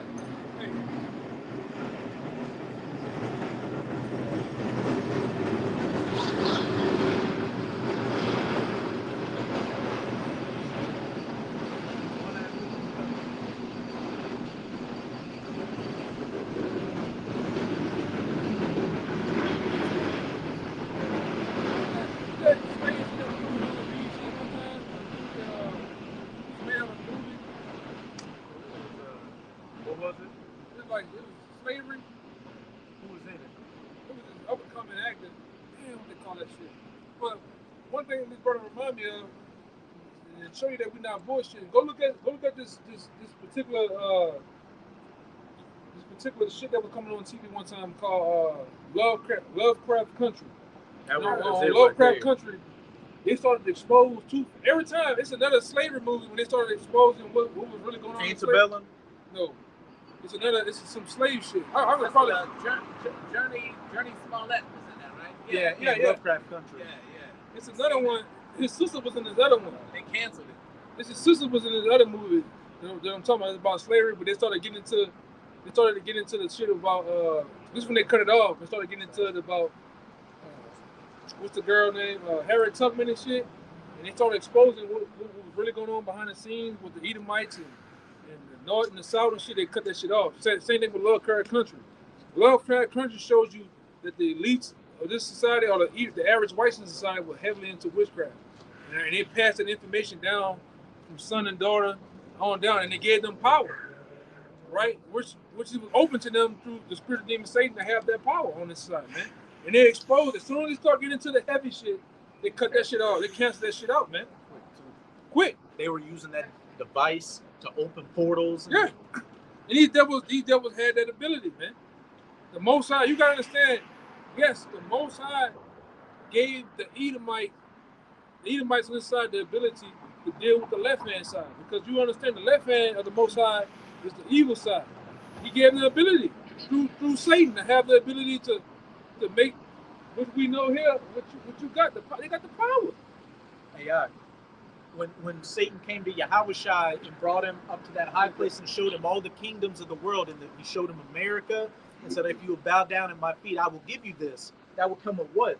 The power, the prince of the power of the air. The earth right now has been given into Satan's hands. Yahushua didn't take that deal, but guess who did take that deal? Esau.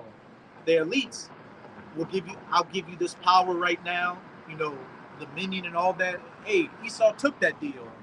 Hence why they work heavily in that energy, that power from Satan. Yeah. That's why the average, y'all ever, when y'all was in elementary school, you had that one white kid you might have been around. It just something about this motherfucker just wasn't right. They always was off. I saw a video, man. It tripped me out. It was 2 videos. I saw 2 videos, but 2 separate individual white women tell their children to, when they get lost, go to a big black man. Don't go to a white man, go to a black man, because black men will not hurt you. And we don't have the spirit to hurt them. They said, go to a black man. That's what they literally told their kids. If you ever get lost, find a black man, tell him that you're lost, and yada yada. Yeah, but see, don't go to a white man. The average vibration of the Edomites, even when you, like I always go into, even when you around them, coming up as a young boy, you sitting there, you playing a game with them. What the name of their hashtag on the game gonna be? It's gonna be some 666 Beast Boys, Satan. They vibration in them always been in the Satan. The Morning Star or something. Yeah. Lucifer. Yeah. Listening to heavy metal. Yeah, heavy metal was in Satanism. Go ahead. Yeah, some shit with no rhythm, no life to it. Just let the bodies hit the floor. Just some madness, man. Yeah. Hey, I was. Which my man? When you look into the video, my man, y'all can go look him up when y'all get a chance. Let's go put on YouTube. John Todd Music Industry. He'll let loose. He said, man, they created rock and roll. They created hip hop for Jake. They created rock and roll for the Edomites. And rock and roll was set up as a tool for Satanism. When you look at Kiss, that's Satanism. Metallica, Ozzy Osbourne, all that shit, man. Satan was. I saw the video where this person was saying that Satan was the minister of music. That's all bullshit. That's Christianity. Yeah, that's from Paradise Lost. Yeah, Paradise Lost. Some fan fiction. Yeah, that's not even in the Bible. It's not in the Bible at all. Oh, he was so beautiful, and he was so good at music that the Lord, he got into the Lord. Jealous of his beauty. It's bullshit. Yeah, that's bullshit. Now, when you do read the scriptures about why thou fallen from heaven, O Lucifer, that's talking about the so-called white man falling out of his heaven. Right? And he's gonna fall when the Lord does it to him. He's gonna fall quickly, like a thief in the night. It's not gonna be about no guy, all right, that look like Tom Cruise, that know how to sing like Usher, falling and getting into the Lord, butt naked, and he's making them go crash to the earth, all right, for punishment. Hey, that was a cover of a Led Zeppelin album. It was a naked Edomite man with angel wings, and it looked like he was falling. Yeah. It's More bullshit. Satanists. That's talking about the That so-called white picked up man. Esau's ears talking about that. You know? Go ahead. Finish that Isaiah from the I give it back to you. Kind. This is Isaiah 47, verse 12. Stand now with thine enchantments and with the multitude of thy sorceries. With the multitude of our sorcery. Because like I say, America, the so-called founding forefathers of America, they established America based on witchcraft. All right? The head honcho. Anybody know who Adam Weishaupt is? Adam Weishaupt. Right? Anybody know? Anybody knows when America was established? 1776. On what date? No, it was in November. May 1st. But see, what you gotta go back to is these devils also do something called the Feast of the Beast. October 25th to May 1st, D-Day. And what they do, what these devils do, they sacrifice people, all right, through fire, anything with fire, burnings or whatever. All right, but they get homage, they also give homage to Adam Weishaupt. They give homage to Apple Pipe on those days, man. All right? And they deal heavily with sacrificing through fire. This is how these devils get down. Like I told you before, the top witches here in Babylon, they live in Sonoma County, California. They live all throughout the Californians. Secondly, the other ones are what? New York. And then a lot of them down here. This is a heavy state for its witchcraft right here in New Orleans, man. This was the second leg of the Illuminati was established here at Tulane University with a guy by the name of John Slidell. That's why you got the part called Slidell. That guy was a heavy witch. His name was John Slidell. He was with a guy by the name of Judah Benjamin. All right, they're the ones that actually established what we know as the transatlantic slave trade was started. Where was the hub at? Right here. And they got along with the other guy, the top witch, the top warlock. What he was called? Adam Weishaupt, or Apple Pipe was Grand Master. It was established here. It was a In Ku New Klux Orleans. Klan too. It is a Ku Klux Klan. Even when you go read his book, Morals and Dogma, he tell you that in order to be a Mason, you got to be heavily into witchcraft. And it was established here at Tulane University. I went to Tulane. When you go on Tulane campus and walk around, nothing but masonry. All the gargoyles, all the symbols. It was established here. The second leg of that thing, man, was established here. Right along with, like me and this brother we sometimes in the past we bounced off information and thoughts.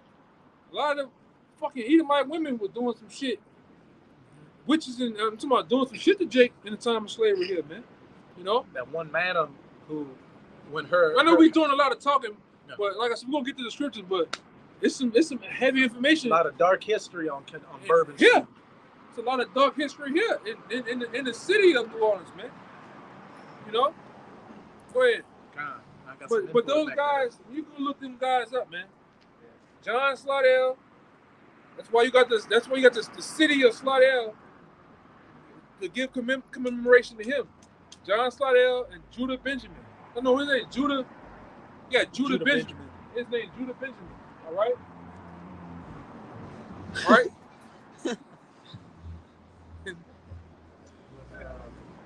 Adam Weishaupt, I remember him being in Esau eating the room. Yeah, I think he was. I think it's a Bavarian Illuminati. Okay, that's what it is. Yeah.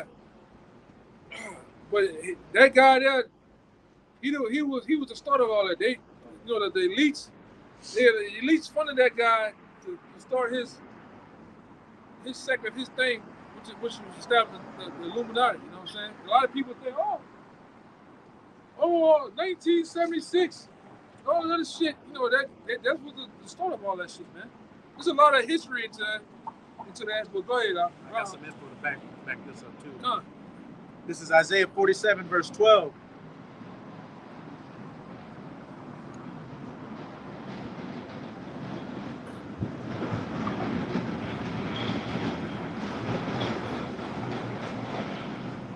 Stand now with thine enchantments and with the multitude of thy sorceries, wherein thou hast labored from thy youth. And it says, when thou labors from thy youth. What is it talking about? When America was established? I see him. Read that part again for me, though.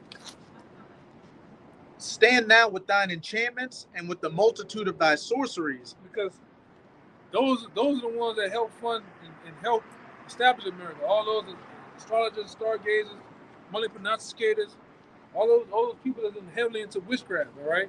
That's why it says, keep going. Okay. Read that little snippet for me. Wherein thou hast labored from thy youth. Where thou hast labored from thy youth. Meaning when America was established, when America was established from the youth, it was established on witchcraft. All right, through the so-called founding forefathers. This is how this place came about. All those guys, go look, please, when y'all go home and y'all get time, go look at a lot of those so-called Confederate soldiers, Confederate generals, lieutenants.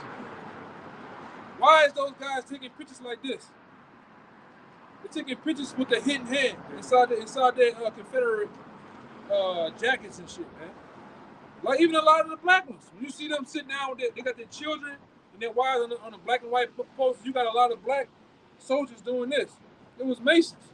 It's called the hidden hand. All this shit here, you see them. It's all masonry, man. Yeah. All those Confederate pictures, all the pictures of the different presidents, fucking Masons and shit, man. I took a picture with my hand like this inside of a jacket. I didn't know it was And you see pictures of Napoleon doing it, Stalin, look, everybody throughout history. Major people. Yeah, there you go. It's the hidden hand, man.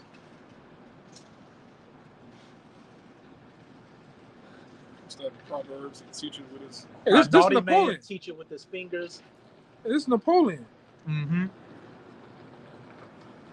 And they're coming out with the movie of Napoleon, I think, this month. Oh yeah? Mm-hmm. With the dude who played the new Joker, he played Napoleon. Yeah, man. Yeah, even that other guy, who this fuck? Even goddamn one of them sons over there in England. He when he got married, he was doing that shit with the hidden hand, man. All right, but this how this we say without labors from thy youth. When America was established, it came about on witchcraft, man. Right? Satan, spirit demon Satan helped these devils do what they do. And like I said, even when you read Psalm the 50th chapter, I believe the 50th chapter, these devils got so down and so in line with Satan. He said they thought that the Most High was wanted to die self. They thought the Most High was with them, what they were doing to us, man. Since I had not afflicted thee, thou thoughtest that I was altogether as wanted thyself. These devils got so down and so engulfed in wickedness with Satan that they thought the Most High was with them, man. All right? But the Lord said, later on you read, the Lord said, I will reprove thee and set them in order before thine eyes. That's why you have us right in the belly and the nose of these devils getting in order in front of the Most High, man. All right? Under the nose of these devils, man. Because even when you first get another chance to go home, go look at the Willie Lynch letter. And when he wrote about how to establish and how to make a slave, when you read on, it says that if you don't do this, if you don't set these different commandments and orders, how I'm telling you, after so long, it's going to be a great phenomenon happen. Basically, us waking up. All right, and then like I said, it was through the Most High that the Lord weakened the spirit of these devils. Because what happened? What we always say on the block, if you go back 40, 50 years ago, 60 years ago, we wouldn't be able to do this what we're doing. Exactly what we're doing. We'll be hanging from one of these poles, man. But it's the Most High that allowed it to happen. All right, that got these devils to their height, and now he's chopping them down. You know? Go ahead, Doc. If so be thou shalt be able to profit, if so be thou mayest prevail. Thou art wearied in the multitude of thy counsels. They are weary in the multitude of their counsel because who they counsel with? They counsel with Satan. All right, like I told you too. Like some of the things I say, go look up. They got. Sometimes when you look at these lodges, these Masonic lodges, they got over 100, 200 seats. I done seen some lodges where it's just a big round circle and there's one chair in the middle. That one chair in the middle ain't for the top dog. That's for safety.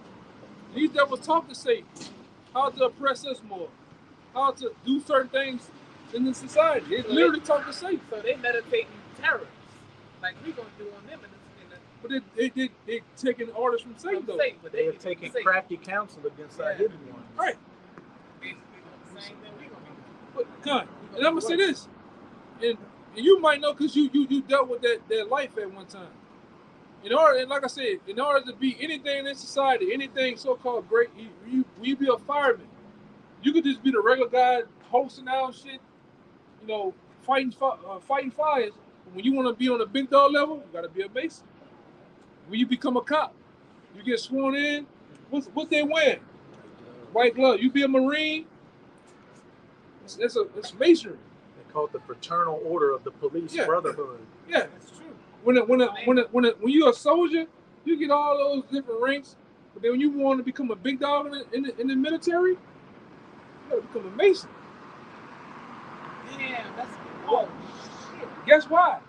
Guess what? Because the regular peons in the military, they go fight, they go to war, they go shoot and kill, but they come back to nothing. But why is it all the big dogs that's in there that become Masons? They come back home with the F-250, the motorbikes, the boats, the cars and shit because they it's a form of selling What you just said, man. I had something that's mistaken with me for years. I never understood why. In the Marine Corps, the sergeant major is the highest you can go to enlisted rank. I had a sergeant one time who told I was with the sergeant major, and I was with this gunny, the sergeant, and he was like he was telling, and they both was black, they both was brothers, and he said, yeah, man, you don't know, we with that thing, man, we with that thing, and he kind of like was suggesting, and it was he said Mason. I mean I was 22, I didn't know what it meant. He said, well, what is that? He said, well, you don't know it. Now I figured out when you just said what you said. But that I realized how the sergeant major got to where he is as sergeant major. How he got all the way up there. Yeah. And this dude couldn't run a shit. Like we did a battalion run. He dropped the fuck out. He big on it, fat on it. I mean, but he was sergeant fucking major of the whole fucking company, the battalion.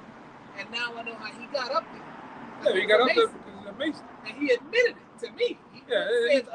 He admitted it to me that he was a Mason. Yeah, all them niggas that be in the military and shit, a lot of them Chris Hall Masons is bullshit. Jokes. They're jokes. A lot of the Edomites, you'll never hear an Edomite tell you he's a Mason. You'll never know. No. And a lot of them, they're the real war. They're into the Scottish Rite and Yorkshire shit. All right. Jake be into the bush, and Jake be doing all that goddamn recruiting all the time. The Edomites don't really do that like that. Jake got the plaques on his window of his car. Yeah, the ring, all the bullshit, But them Edomites, they be, it's how, niggas become a Mason just to get $300 extra out of the bank. Little small dumbass perks and Get shit. a parking ticket taken away. But them Edomites, they be in it like the politicians and shit. Lawyers, judges. Anything that you want to be in society, especially because firemen when something go wrong, they on military time. Police officers, all right. All that shit is connected together. When you sworn in, you get your badge, all that shit. You gotta put on the white gloves. Everything here, even Mickey Mouse. What Mickey Mouse got on? White gloves. Masonry. Disney, all And he masonry. black and white. Yeah. His color scheme is only black and white. Yeah. Everything here. You want to step up and be on the bigger level, you gotta get down. Even in that college world, I told you brother before, you want to get down, get the ABCs in front of your name, the doctor's degree. Guess what? That whole graduation what is it called? The graduation ceremony. You got to do what? To get your degree. A degree is what? It's a masonry. Like you said, you gotta put the tassel from the right side to the left side on what? A motherboard. That's with that square cap you wearing. Motherboard. Everything is masonry. It's centered around that. You gotta go to Times Square, but Times Square is a circle. You know what I'm saying? But this is what they do, man. Everything is simmering around that shit, man. That's how these devils get down. Go ahead, I finish that little part out. Try to give it back. Thou art wearied in the multitude of thy counsels. Let now the astrologers, the stargazers, the monthly prognosticators stand up and save thee from these things that shall come upon thee. Yeah, and all these black women, what's your sign? What's your sign? All that shit is witchcraft, man. On this side, it's witchcraft. Now, we used to use the different zodiac signs and different things like that back then to tell us when war would come and tell us different things. But now on this side, they use it for what? Wickedness, man. They use it for left-hand magic. All right? And like I said, there is somewhat powers in the crystals and the stones, but what most people over here use it for? Witchcraft, left hand. You know, they use it for left hand magic. Especially these women, man. I want to find that husband. I want to get me a husband. Get money. They want to get to the shit, man. You know, she's a goddamn weirdo. Go ahead. Coconut head. That's it. I got Get some the info. info. It's just to back up everything the elder brother's been saying, how this country was established on Freemasonry and witchcraft. And this is a book called Codex Magica by Tex Mars, which goes into the hidden hand and a lot of these different symbolisms and the history behind these secret societies. And see, back then the elders put us on it. That's how we know that all these fucking, like we tell you all the time, all these car symbols that's on these cars, like the Chevy, Dodge, look at this, Hyundai, all that shit is Satan. It goes back to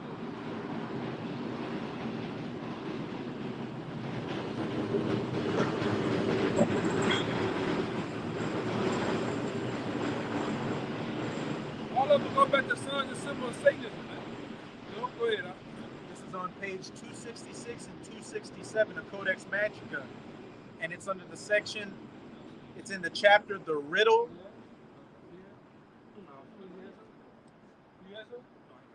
You had some too. Yeah. This is in the chapter, The Riddle of the Great Seal of the United States. In the section, Enter Rothschild's Man, Haim Salomon. That, of course, is the official version of events, but some claim that a mysterious man from Europe, but living in Philadelphia, named Haim Salomon, secretly assisted the committee of Franklin, Jefferson, and Adams. Haim Salomon, a Ishbanker, Amalekite, just happened to be the American representative for the Rothschilds of Europe. Salomon, it is said, bribed a number of American politicians and was able to get about anything he and his mentors wanted done. In the case of the Great Seal, the Rothschilds wanted symbols to be pictured in the Great Seal of the United States befitting the aims of the Illuminati, though Ish and Zioist. In ambition, the Rothschilds were not worshipers of the God of the Old and New Testament of the Bible. They were Sabbatian, Frankist, satanic in theology. They sought and still seek today a J-ish utopia or kingdom on planet Earth. The kingdom would be the New Age successor to ancient Babylon and Egypt. You see, even right here, I'm gonna see if y'all brothers see. Do y'all see the owl sitting on the hook? See right here, the little thing right here. It's the owl. Owl Molech sitting on the crest right there. Behind what you see is what? You see the web. Right? I don't know if the camera can pick it up. Yeah, it's gonna blur out. But I wish I could show you what I'm talking about, man. But this, yeah, I might. Yeah, but this is the this is what they established everything on this. Which, hold this real fast. Which all these little lines you see is called the web. What they call everybody, they call it right, especially in the back. You see the web? You see how it look like a web, right? This is what they catch everybody else with. This fiat currency, man. This illegal tender of debt. Yeah, let it go. That's on the dollar. You see that owl? He always puts his stamp. He puts his stamp on everything, man. You know, and like this brother said, read that part again with the Illuminati shit, man. In the case of the Great Seal, the Rothschilds wanted symbols to be pictured in the Great Seal of the United States befitting the aims of the Illuminati. Yeah, that's why you got the Eye of Horus, you got the America, you got a goddamn pyramid, all right? And which these devils believe they're at the top of that pyramid, and you at the bottom. The bottom right here symbolizes like the bars. You stuck in that cage, man. Matrix. In that matrix. If I could say that little plant right there, if if you could see it over the two, circles. Matter of fact, I'm gonna make it even better for you. I got it right here. It's called an acanthus plant, and it means rebirth. And what is Esau trying to do? Rebirth ancient Rome, Babylon, Egypt. That phoenix rising from the ashes. Yeah, that's why it's kind of nighttime right now. You can't even really see on that building right there. You got what? You got the eagle. Sometimes you got double-headed eagles, and you got those Olympic torches with the wings on them, man. Hey, this how this devil get down. Come on, man. It should be right over here. Well, but even this, man, you got everywhere around Babylon. You got what? You got the symbolism of what? Different ancient deities, man. It's Egyptian opalus. And it's right by what that river, which shows its reflection, as above, so below. Right. And you got what? Abraham Lincoln doing that. Sitting in the chair. He's doing as above, as below. Right? You got George Washington Doing statue. the same. He's doing the as And he's above. in a toga. Yeah, he's in the toga. And I think there's another one with George Washington. He got the Masonic apron on, man. Mm-hmm. All right? That's why Google goes back to Masonry. All right? The Google images, you got a circle with the different yellow, blue, and red. It all goes back to 666. The numbers are 666, man. This is at U of H. This is in Vegas. The Luxor with that capstone that shines that bright light at the top at night. Yeah, but there you go, bro. I got it even bigger. You see that little plant, that little leaf looking thing. It's called an acanthus, which means you rebirth, going into the rebirth of what?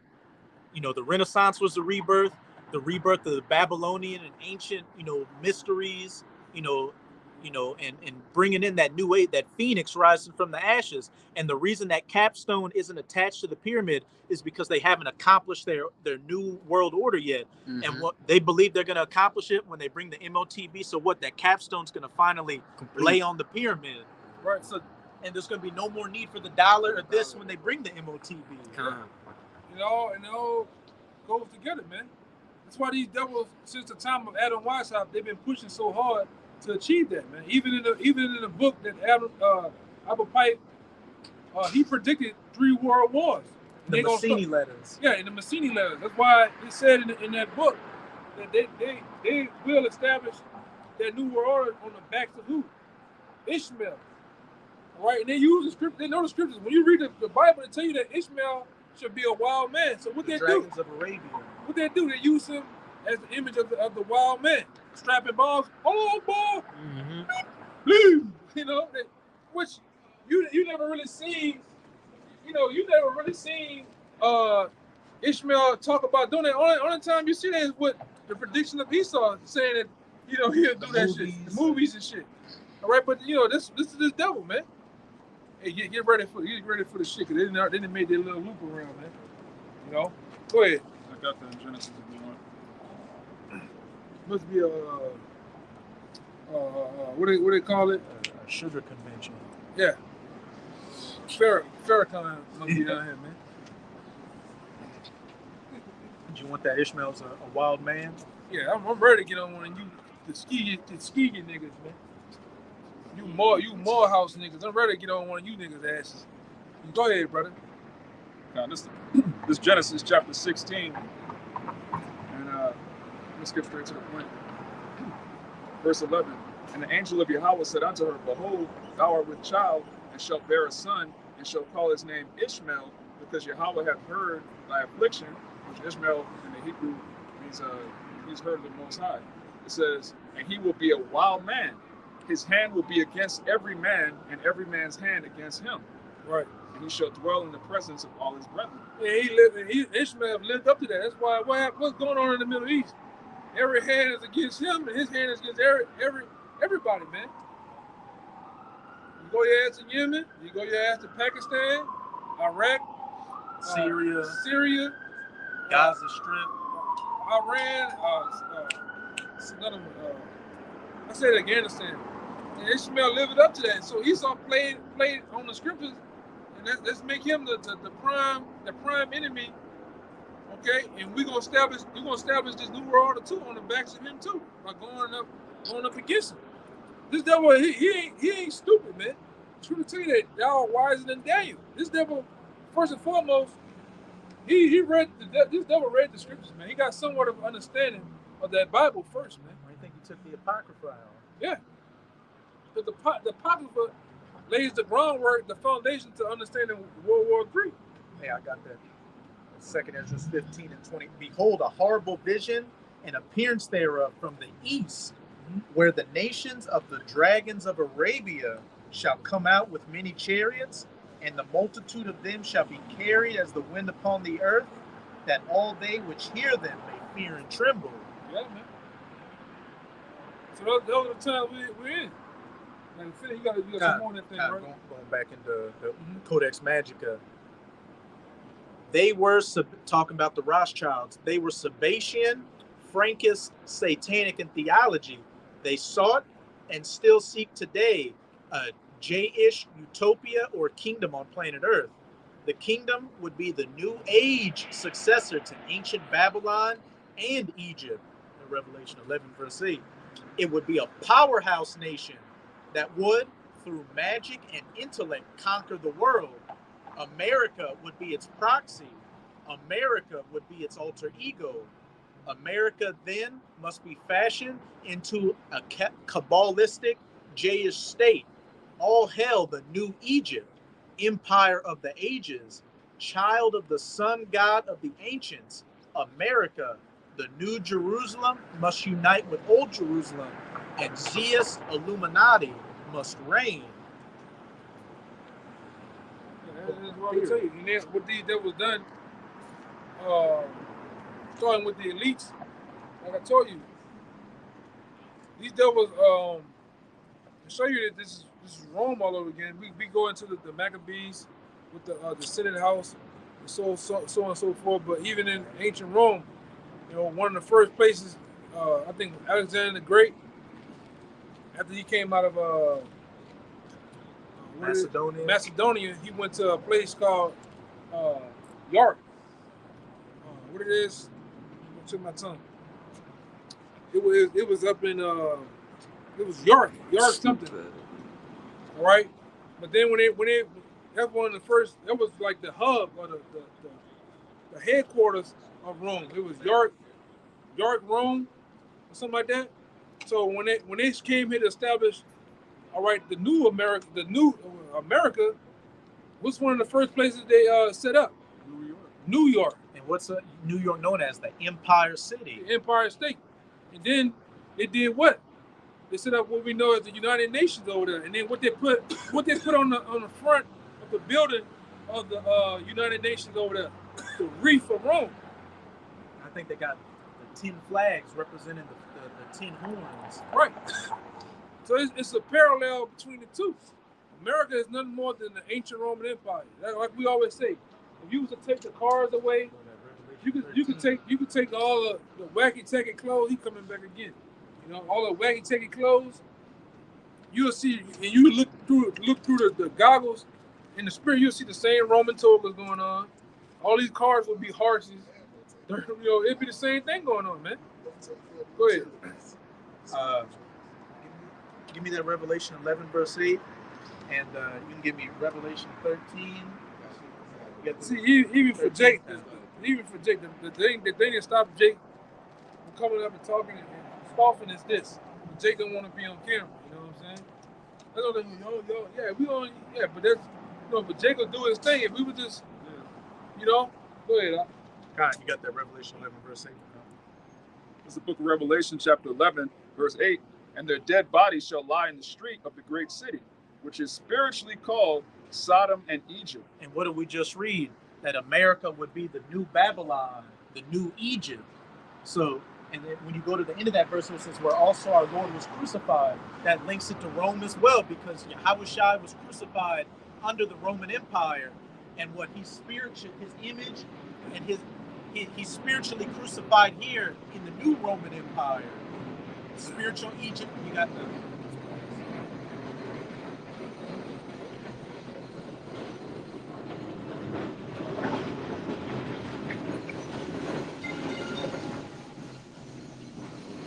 say something too. That's why they also, here in America, they commemorate the death. Every year, they commemorate the death of our Lord. And they lie to the people and say that his birth was December 25th, right? And they use it, they call it Christmas or Xmas. Why? Because they're Xing the Lord out. Christ Mass, the Mass. Right, Christ Mass. That's why would you wear a cross around your neck? Symbolizing the death of the Lord. If I was to die or you was to die, I wouldn't want you to come back and how I died, making a mockery of it, man.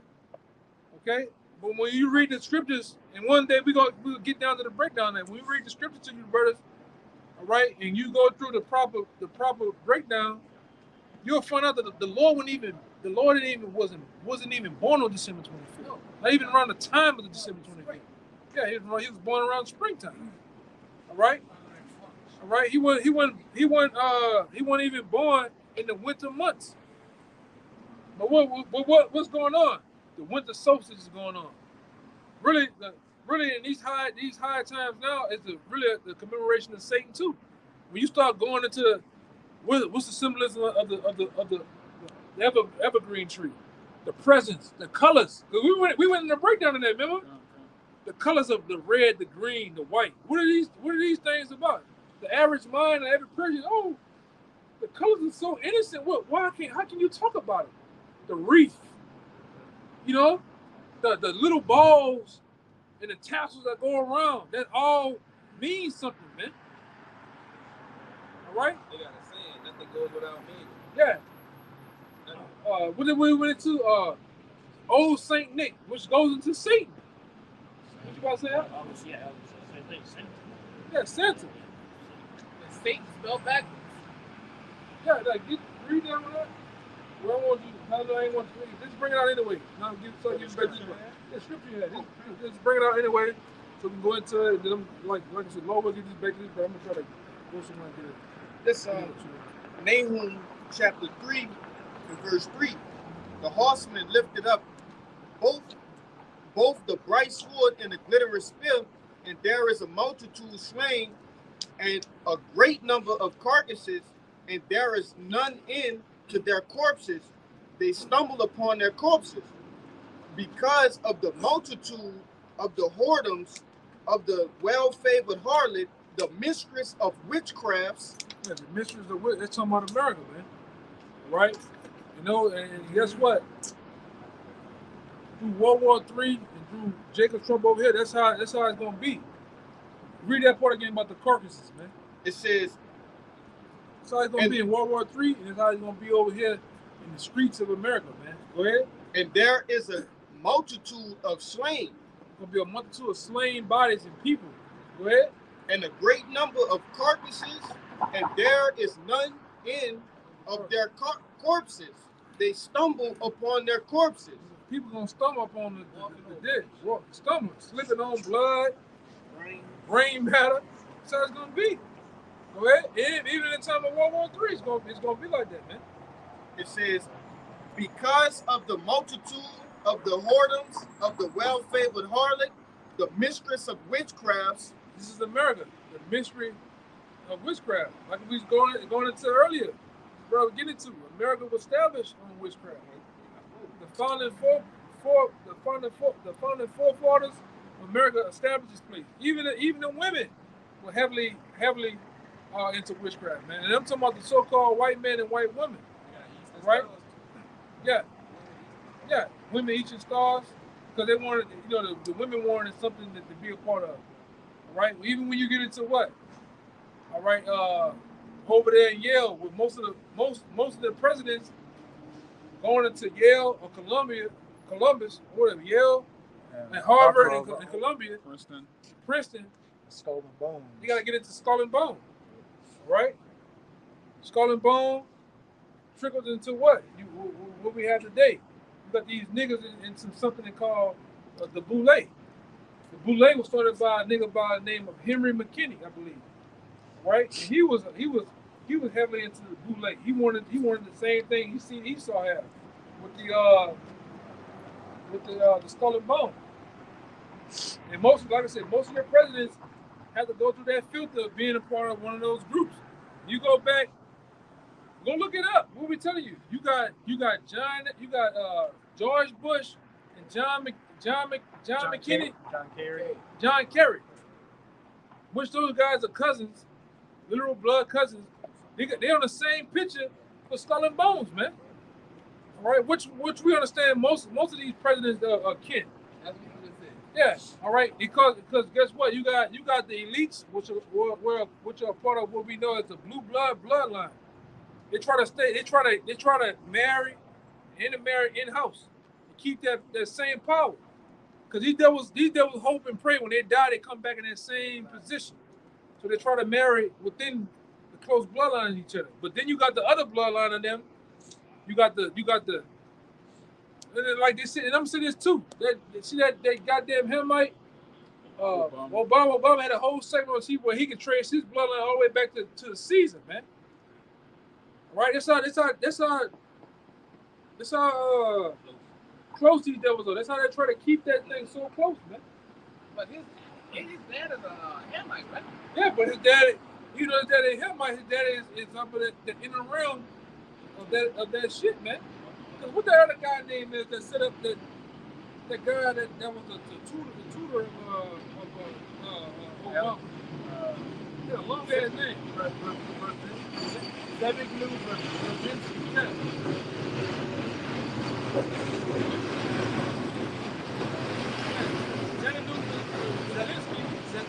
Zebigniew Brzezinski. Yeah, that guy was the guy that taught Obama everything he knows from the tutor up. He read his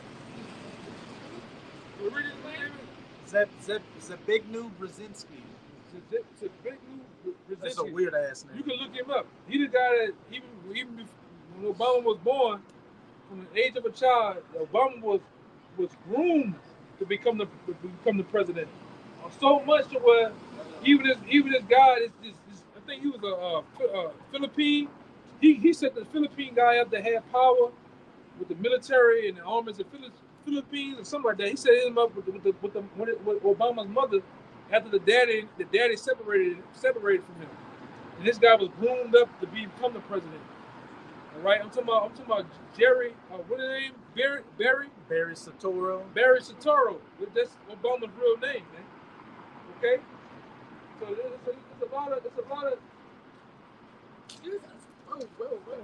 it's a lot of things going on behind this, man. Behind these different presidents and shit. Now I'm starting to believe that Michelle Obama is actually a he.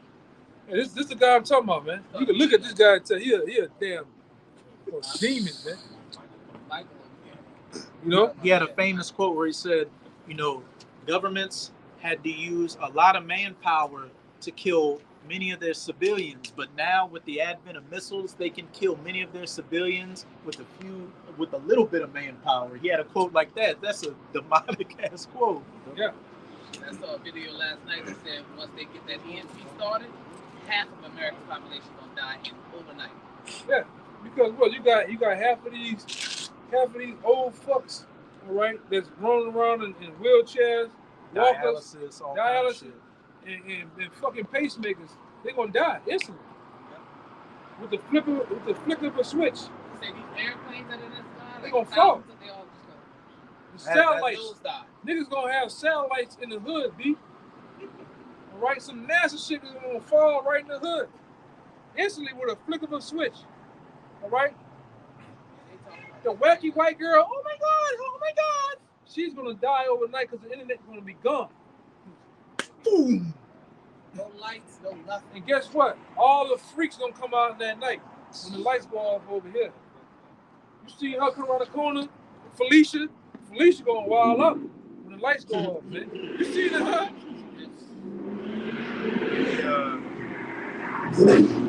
Second Ezra 6:22. Jump back to Second Ezra 15. It's coming back around. Because what's gonna happen? We tell you all the time. And like early on, they had different things came out. The elite bankers, all about numbers. They already know. But the average store, like Rouse's, Albertsons. I'm just giving different names. Albertsons, Winn-Dixie, Publix, Whole Walmart, Foods, all that shit. They already lined it out. Most of those places only have 3 days worth of food. After 3 days, the truck comes again.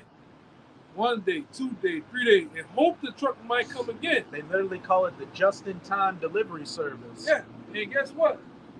Before that happens, they're gonna cut off those truckers because the truckers are the lifeline. These highways are the lifeline of society. They're gonna cut that shit off, man. Really through the internet and various other things, man. We're gonna see these people wild the fuck out. I promise you.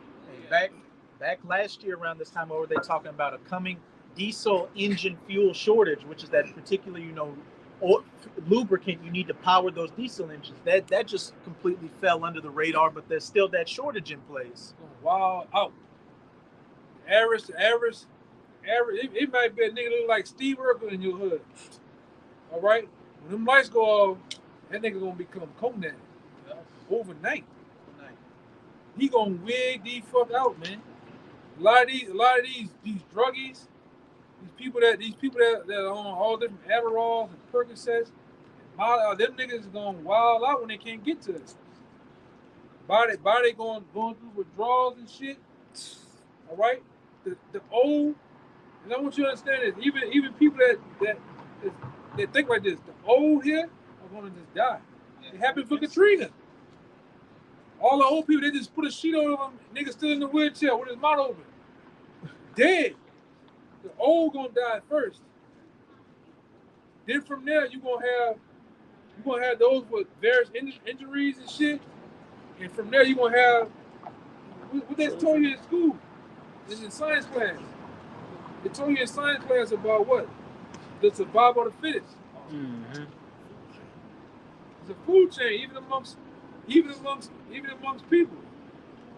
Right? You got the prey. You got the predator, and you got the apex predator. You know what the apex predator is, right? Top predator. He don't even have nothing feeding on him. He just feed on shit. Same thing that happens amongst, yeah. All right. That was a move. That was a real move. Yeah. Yeah. Yeah, man. It'd be a nigga like that. It'd be more like that. He already eat dogs, so he ain't too far from eating people. Yeah, you see them niggas on YouTube eating them motherfucking big ass bugs and sushi and bashi. Man, niggas don't give a damn. You're gonna have that big knife. Who F1? Nigga, who do F1 and ready to wild out? See, look, that's what a nigga doing. That's what the nigga gonna be doing when the EMP go down. Playing stand up into this shit. You get them niggas too, brother. Yeah.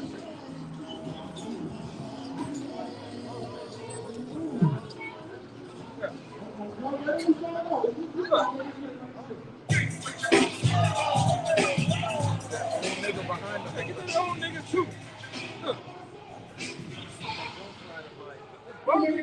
The bulk of you so-called Negroes, like you gonna die on default. When we're talking, you niggas is gonna die. And guess what? It's so bad. So in the first purge, they put that. The white man put that in the movie. When shit gets real out here, niggas gonna still be playing. What happened on that? Nigga was twerking. Nigga was twerking on Skeletor until he put out something this long and jerked that bitch up. That rusty knife.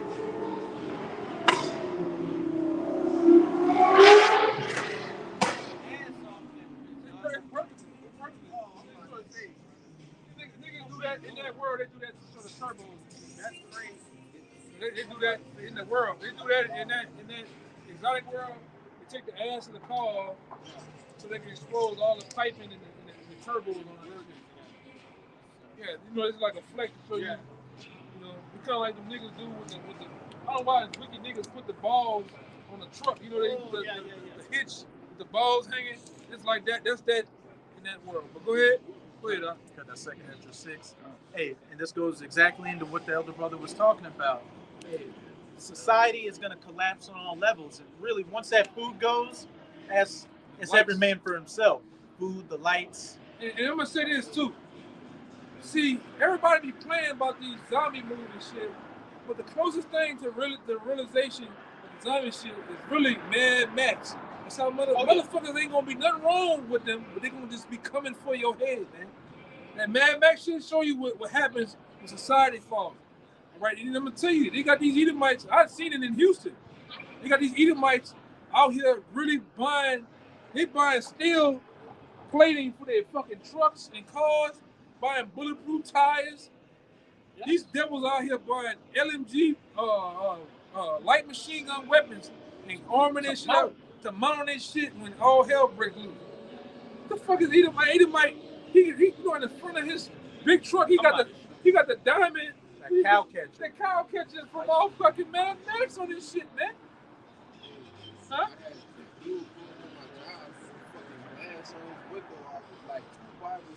Yeah. You open the door and the door like 50 pounds heavy. Yeah. You open the back, it was like an escalator or something. And you open the back of it, you got a It might be your boy, because you know that dude that owned the gun range. You know that with the gun range out there in Araby, the owner, he got some heavy duty bulletproof fucking Escalade shit. That bitch was impenetrable. Yeah. You couldn't get in there. He did an interview right before the place got tore up by the tornado. I think he was an ex NOPD cop. He talks about he be on that prepper shit talking about when shit go down. I keep the 2 ARs, the vest and shit. His truck is decked the fuck out, man. There was the type of time he might be on, man. But meanwhile, Jake down the street worrying about it being looking like Bum B. These niggas talking about amping you up. Them Texas white boys, they ride with the shit on them, man. I'm talking about 60 packs, 60 piece with rice and fries. I'm talking about them motherfuckers got the real shit with them. He got a 30, 8 rounds. Yeah, Jay got a 30-round clip that he bought off Amazon, and they ain't gonna get through about 5 rounds. You might got the shit, boy. That's why we gonna hope and pray that the Lord give us spiritual powers in those days. Yeah, you better hope. You gonna need them. You gonna need them, man. They got Edomite every weekend through the week. They worrying about transitioning drills and shit, popping mags, getting back loaded.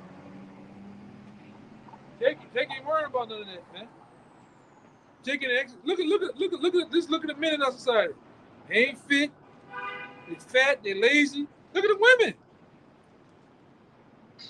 These women ain't worrying about shit. They just let the rent show. This shit just be out like this all day. They ain't doing a goddamn thing. But meanwhile, guess what? You got the white women. She in there working polite with the weight ball, getting it in, man. Learning how to pickle shit. Learning them preservatives. Yeah. Paying them all that. Yeah, man. Because they know it's finna go down, man. They show preppers. They might some prepping. They ain't just prepping. They prepping for some shit to go down, man. Real shit. And the average Jake over here, but we know what's going on, but the average Jake, they don't know. Then they act like this brother went into her. The average nigga that is doing, but he ain't doing nothing about it. At least we doing something about it, man. We got our hopes and prayers in the Most High. Shit. Go ahead, my bad. Like I said, he just getting the spirit. Yeah, he getting the spirit and shit, You got that 7 6 and 22. Back in that 15. Kind. 2 Ezra chapter 6, verse 22. And suddenly shall the sown places appear unsown. The full storehouses shall suddenly be found empty. Hey, what do? You sow a field, and we see that and when you go into 2 Ezra 15, it says, "They that till the ground shall mourn." We've been seeing these U.S. farmers as croplands get destroyed by these adverse weather events. So, with each passing year, the yields of crops is getting lower and lower. And then the next part says, the full storehouses shall suddenly be found empty. Empty store shelves out here. We got a little taste of that during, the L downs of the C-19. But what? There's going to be supply chain disruptions. As the elder brother was going into, the truckers being able to deliver things going to get disrupted, and it. I might take these drinks. Yeah. I'm gonna take you. And as the elder brother was going into, we have this just-in-time delivery service. These stores only have about 3 days worth of supplies. So once those trucks stop running, and once the electricity gets cut off, and people get wind of things are bad, they're gonna rush to these stores and take whatever they can, and it's gonna be, gone just like that. And then that's when all hell's already gonna been breaking loose. But that just, no electricity and just especially a lack of food, that's just gonna further exacerbate these issues out here. It says, and the trumpet shall give a sound, which when then every man heareth, they shall be suddenly afraid. Keep going. At that time shall friends fight one another. So at that time shall friends fight one against another like enemies. And what will cause that? A lack of food, no electricity, watching your loved ones starve to death. You just being a complete a state of shock right now. People don't know how to, the majority of Americans don't know how to start gardens. They don't know how to, have any survival skills or anything like that. They've been conditioned to only live in these cities and know how to just go buy their food, buy their clothes, fill their car with gas, and go to their 9-to-5 job. And comfortability is the Americans are comfortable with the different.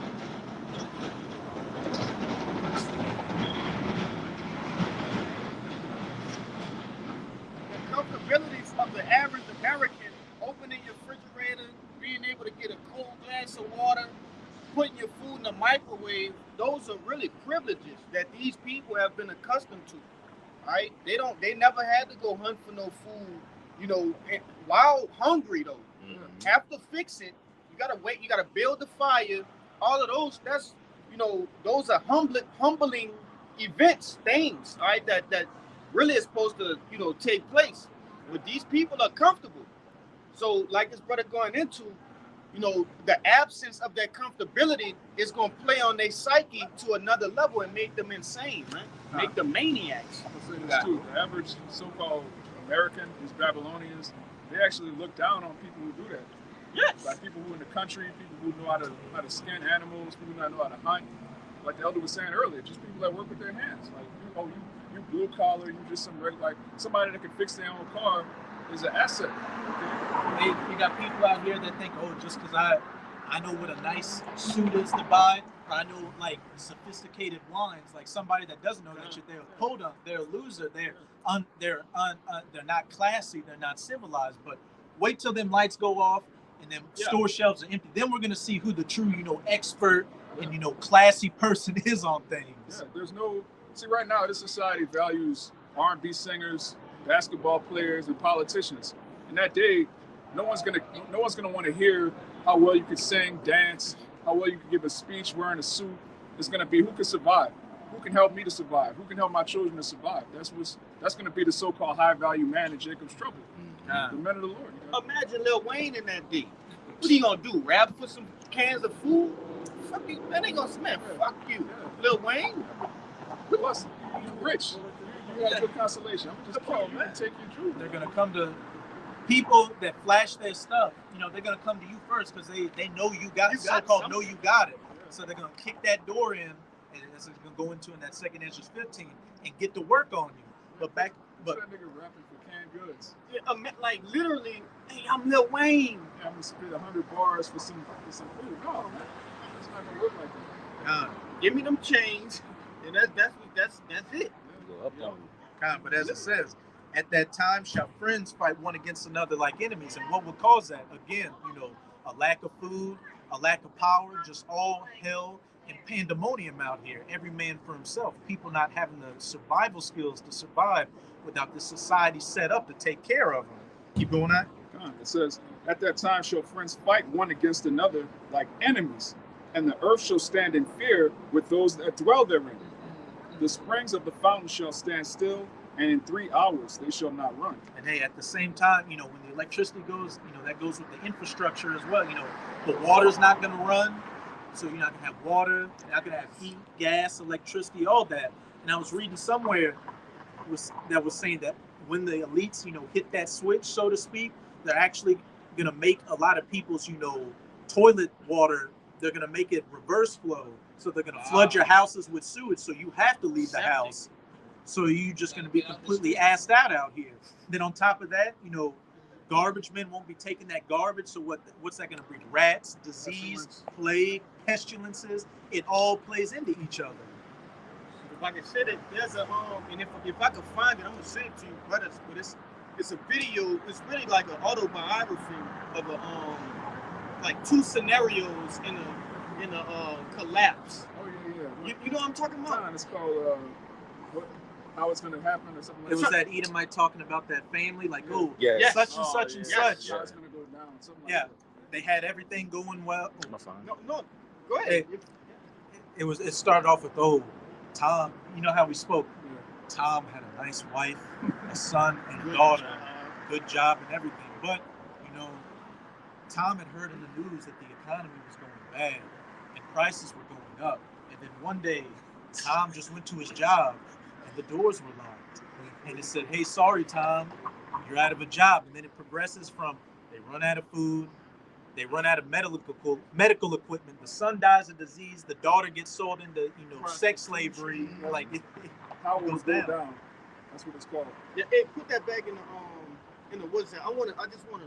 It's you know good for you to watch it, you know, and listen to that, because in that particular video, that guy he was physically preparing himself, which, you know, we prepare our minds as best as, you know, Yahweh Shemiah Shai can allow us, because like the scriptures tell you, the times that are coming, you can't even really fathom them. You know, you can't really imagine how tough it's gonna be.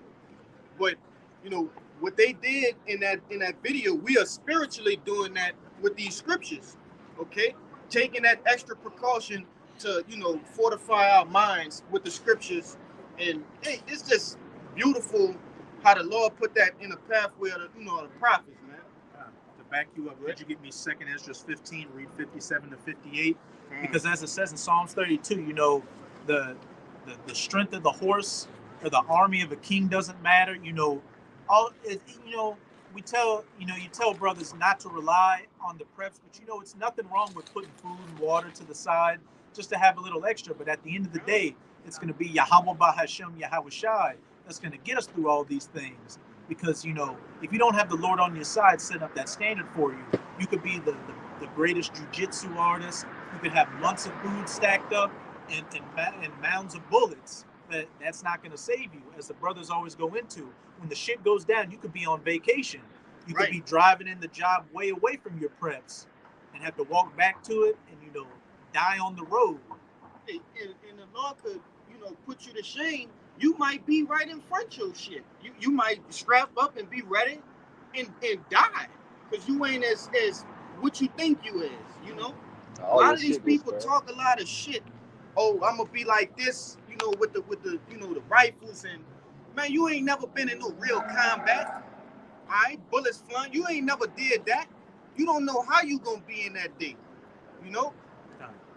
But I got this.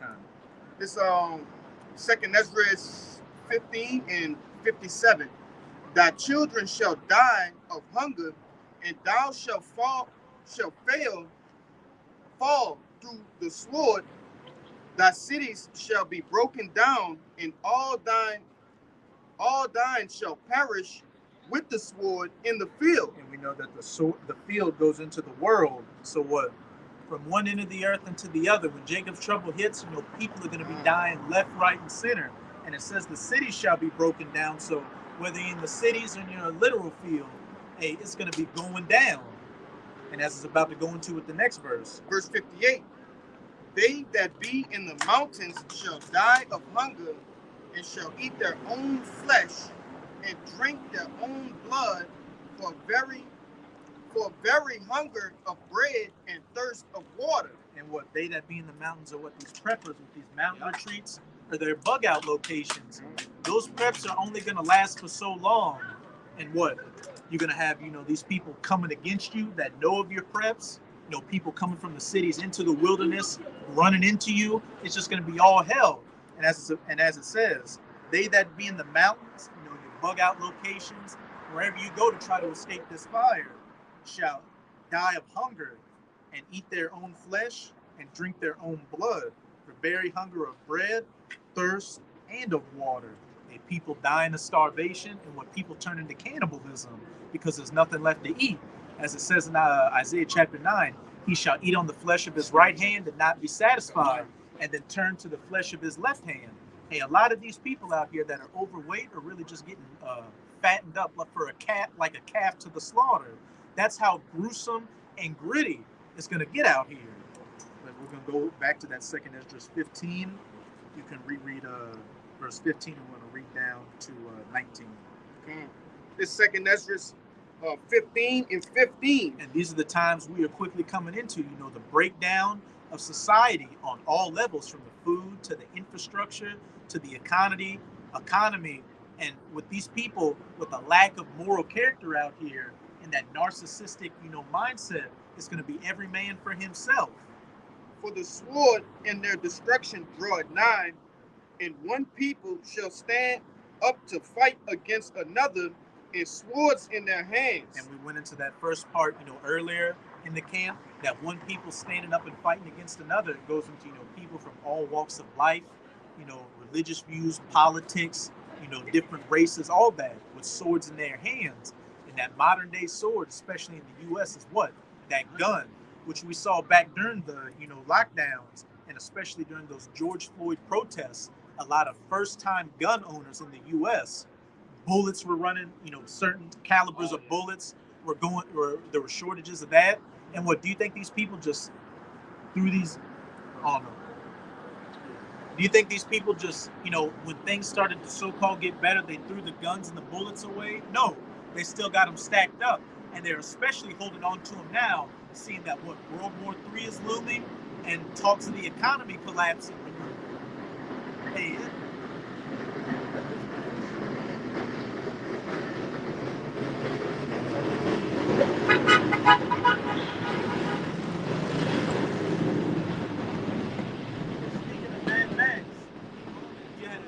riding on a motorcycle behind the camera with the helmet with that spike on it. As the elder brother was saying, a good representation of how these people are going to be out here are those Mad Max movies. And, a lot of people, sleep on the first one. But what I like about those Mad Max movies is it's a progression of the collapse. In the first movie, they still have civilization, but it's on the verge of collapse. You still got the police here and there trying to stop stuff, but you got like gangs roaming around, raping men and women, stealing gas, and doing all that. But then by the second movie, the nukes hit, and then they're in straight just desolation. What people think of with the desert, the cars put together with the iron plating. Hey, that is coming. As the elder brother was also going into, Edomites out here reinforcing their trucks, and, people are just getting ready for all hell to break loose.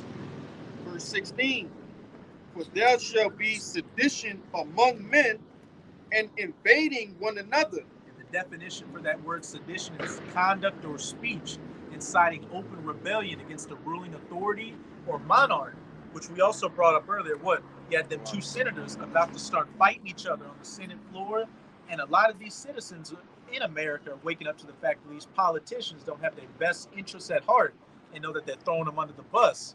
I think a couple of years ago, I did a video on an article showing that with each successive year, like 2014, 15, 16, 17, 18, the threats towards U.S. politicians has been steadily rising.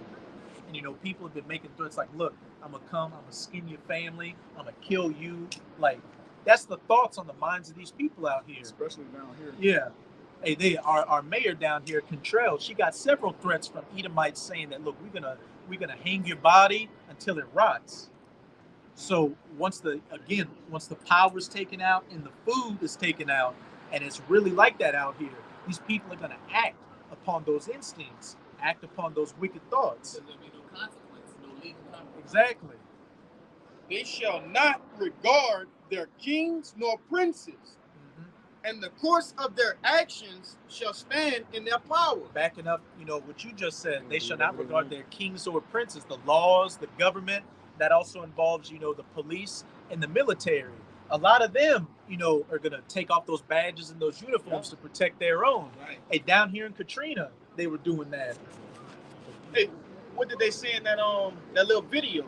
A lot of the police officers and firefighters, they turned into gangs of their own. Mm-hmm. They're close knit as brothers was going into their brotherhoods, and they gonna turn into these, different gangs with, high caliber weapons and things of that nature. And they're already doing that. A lot of these former military are in militias and training to, get ready to survive the collapse that's coming. Like I had to you, like you said, the military typically most high ranking officers, so they stay in the same neighborhood. Yeah. So that in those days that they, if need be, they could section off their own neighborhood as like their own little city where they could, manage and survive. Hey, I have family members that are in the military, and they live in a neighborhood, when I would visit them, of all just military people, just backing up what you're saying. They got enough ammo, they got enough weapons to last them and mow down, thousands of fucking people. And they know how the government operates, so once they hear particular orders and stuff, we know how to counteract this because we've been in this life before. Yeah, I definitely got insight from, I forget what Edomite that was in the service, but he was saying that that they prep on these things just in case the government does fall. So they already aware of all these things, just waiting for it to come to pass. God, and it's quickly coming to pass. Keep going on. God. Verse 17, a man shall desire to go into a city and shall not be able. And what does that sound like? A state of martial law, which they already talking about bringing back those L-downs. Now they're talking about because of a climate crisis, they need people to stay in the house so they aren't out, emitting, carbon emissions and driving around and stuff like that. But when society collapses, they're going to cordon off these different neighborhoods and cities, and it's going to be on military time. And you're going to have your, papers, please, to be able to get in. But what's that going to also play into? That digital ID, that MOTB. If you want to come into the cities and deal with the infrastructure, we got to know that you're not a domestic team or an enemy of the state, a rebel. For because of their pride, the cities shall be troubled, the houses shall be destroyed, and men shall be afraid. Hey, because of their pride. And this brings us back earlier into 2nd Esdras chapter 15. For all the unfaithful shall die in their unfaithfulness. These people walking around in this, godless, prideful mindset out here, thinking that, this is the only life there is. I'm just concerned with getting the bag and filling my own belly. Constantly being in that rebellious nature, especially our people. That is why Yahweh Hashem Yahweh Shai is bringing this judgment, because again, he is angry with the wicked every day. Give me 2nd Esdras 8 verse 50 real quick, Baba Kashai. 2nd Esdras chapter 8 verse 50. It says, for many great miseries shall be done to them that in the latter time shall dwell in the world, because they have walked in great pride. Many great miseries, the famines, the sword, the death, the destruction, the seditions among men, all that is coming from judgment, as the judgment of Yahweh Hashem Yahweh Shai for these, destructive, wicked lifestyles you've been living. And again, earlier in 2nd Esdras 15, I will hold my tongue no more as touching their wickedness. Yahweh Hashem Yahweh Shai is about to touch everybody from one end of the earth unto the other, especially in the United States of America, the bedrock of wickedness. And the Lord's been super merciful, super patient, gave Jake all kind of warnings, gave Jake this truth, your heritage back, gave Jake the prophets. Okay, the Lord actually sent his messengers out to warn people. And they're like, man, fuck them niggas. All right. Hey, Bayan, get me, just to back up what the brother Amawad just said, get me 2nd Chronicles chapter 36, verses 14 to 16, Baba Kashai. Because just backing up what the brother said, hey, the Most High has been hella merciful. Hey, since Abba Bivens, which was back in the late 60s, early 70s, was on the scene all the way up until now, which is about a 50-year period. Yahweh Hashem Yahweh Shai has been telling you, Jakes, what's to come, and has been sending out his prophets, showing his mercy for you to get this word. But until this day, Jake just continues to scoff at the prophets, scoff at the word, and be a goddamn reprobate out here. And nobody can say that the Lord didn't have mercy on them, because the Lord even gave us the internet to get this thing out. And what, if I could say, what did the Most High even do? Even though they were going off and breaking things down, the Most High even took you Jakes as celebrities, like Kanye West, Kyrie Irving, and even Ice Cube, Kendrick Lamar, from rap to the movies to everything, to tell you, Jakes, look, hey, we're the Israelites. But what? Jake continues to not take heed to the word. Yeah, like the Most High actually, like you said, he gave us the internet. When you read Psalms 19, that goes into the internet. But what the elder was saying earlier, like the different sites, you look at a globe with a bunch of points on it, it creates a web. All right, Esau's using the web for wickedness, the Most High is using it for righteousness. So everything he gave Esau to kill us with, the Most High is actually letting Yahushua use it to save the elect. And what's it saying in Psalms 19? Their line has gone out throughout the, and when you're on the internet, what are you? You're online. You're online. And Jake has no excuse. If I could say, I was watching a video to his point. We had a video about so-called UFOs. They were saying that the government saw so-called black men get off, and then President Reagan made a speech about the speech he made about, do we not also have a UFO presence currently among us? Well, when you think scripturally, who you think it was talking about? Us, the Israelites. Hey, Ronald Reagan also said the only thing that can unite the world is an alien invasion, which is 2 Ezra 13 all day. While they're fighting each other, when Yahushua makes a second coming, they stop fighting each other to try to fight against Yahushua. And that's how we know we at the end, because these people walking by, I was looking at those Edomites' faces. You would have talked about UFOs 10, 20 years ago, they would have been looked at you with a tinfoil hat. But now they're talking about UFOs in the mainstream news. So it's not such a so-called X-Files idea out there. How much more when the famines come, when the pestilences come, when the power goes out, when it's martial law in the streets of America. It's World War III. World War III. World War III. That's not what happened. It's happening right now. And who's been talking about it for decades? The prophets, the apostles. Or they'll say, not in our lifetime. No, our kids will see that, not us. But we on the brink of it. I remember, to the brothers that played Halo, you had the characters called the prophets. And there was one line, he was called the prophet of regret. No, it wasn't regret, it was the prophet. It was one of the prophets, but he said, there are those that said this day would never come. What are they to say now? Exactly. What does it say in Ezekiel 33, verse 33? And when these things shall come to pass, and lo, they will come, then shall they know a prophet hath been among them. You got that 2 Chronicles, This is 2 Chronicles chapter 36, verse 14. It says, moreover, all the chief of the priests and the people transgressed very much after all the abominations of the heathen, and polluted the house of the Lord Yahweh, which he had hallowed in Jerusalem. Hey, moreover, all the chief priests and the people. And, Jake did that in the past. And what are we seeing? These false prophets in these other camps, these so-called high priests and whatnot. And the people, their followers and their congregation, these just off-doctrine Jakes in general. What? Transgress very much after all the abominations of the heathen in that 501c3, getting juiced into society, starting soup kitchens or banks, just trying to make a kingdom within a kingdom, and polluted the house of Yahweh, which he had hallowed in Jerusalem, and making my father's house a house a den of thieves, of merchandise, as it also says in 2 Peter's chapter 2, they shall make merchandise. They've turned the truth into a brand, something to make money off of, a new fad. It's complete madness out here. Keep going on. Verse 15 says, and the Lord, the power of their fathers, sent to them by his messengers, rising up betimes and sending, because he had compassion on his people and on his dwelling place. Just backing up this, brother, the Most High has had ultimate mercy on you Israelites out here.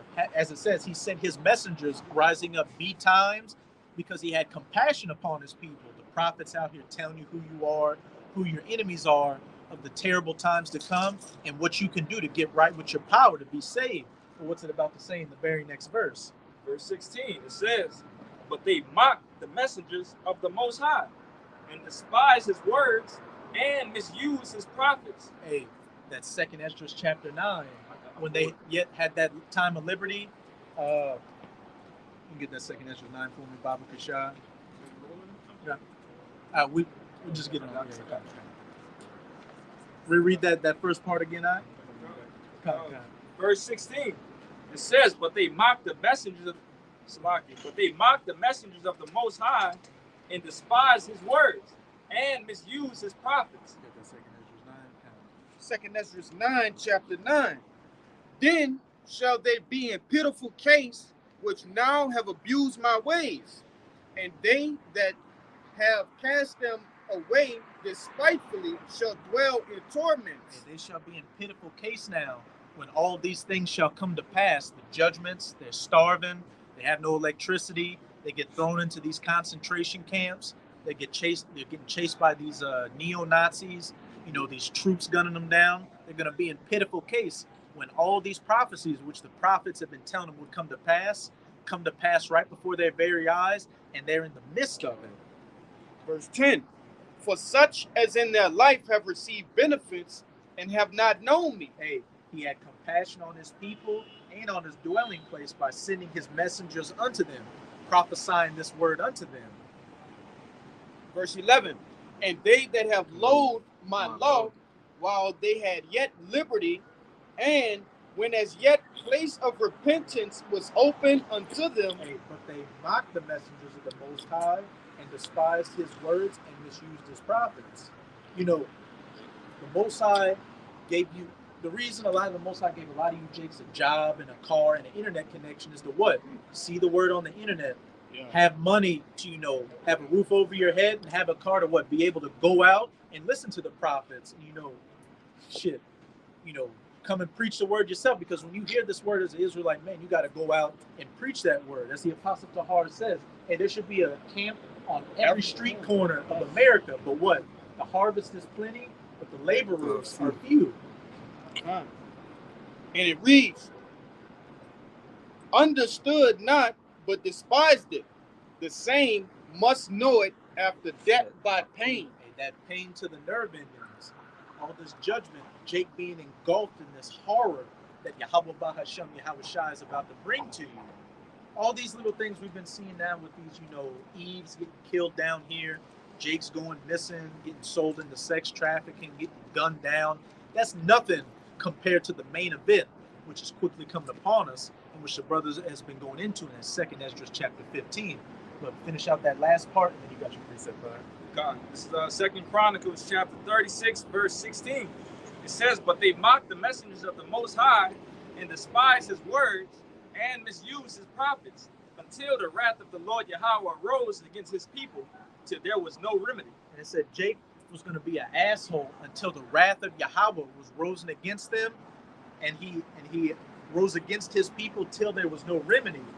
There was no balm or medication to heal you Jakes from that judgment that Yahweh Bahasham Yahweh Shai is about to bring to you. And what did it say in Isaiah chapter 6? Isaiah asked him, how long would they be spiritually blind and deaf? Until the cities were made desolate and there was nothing left.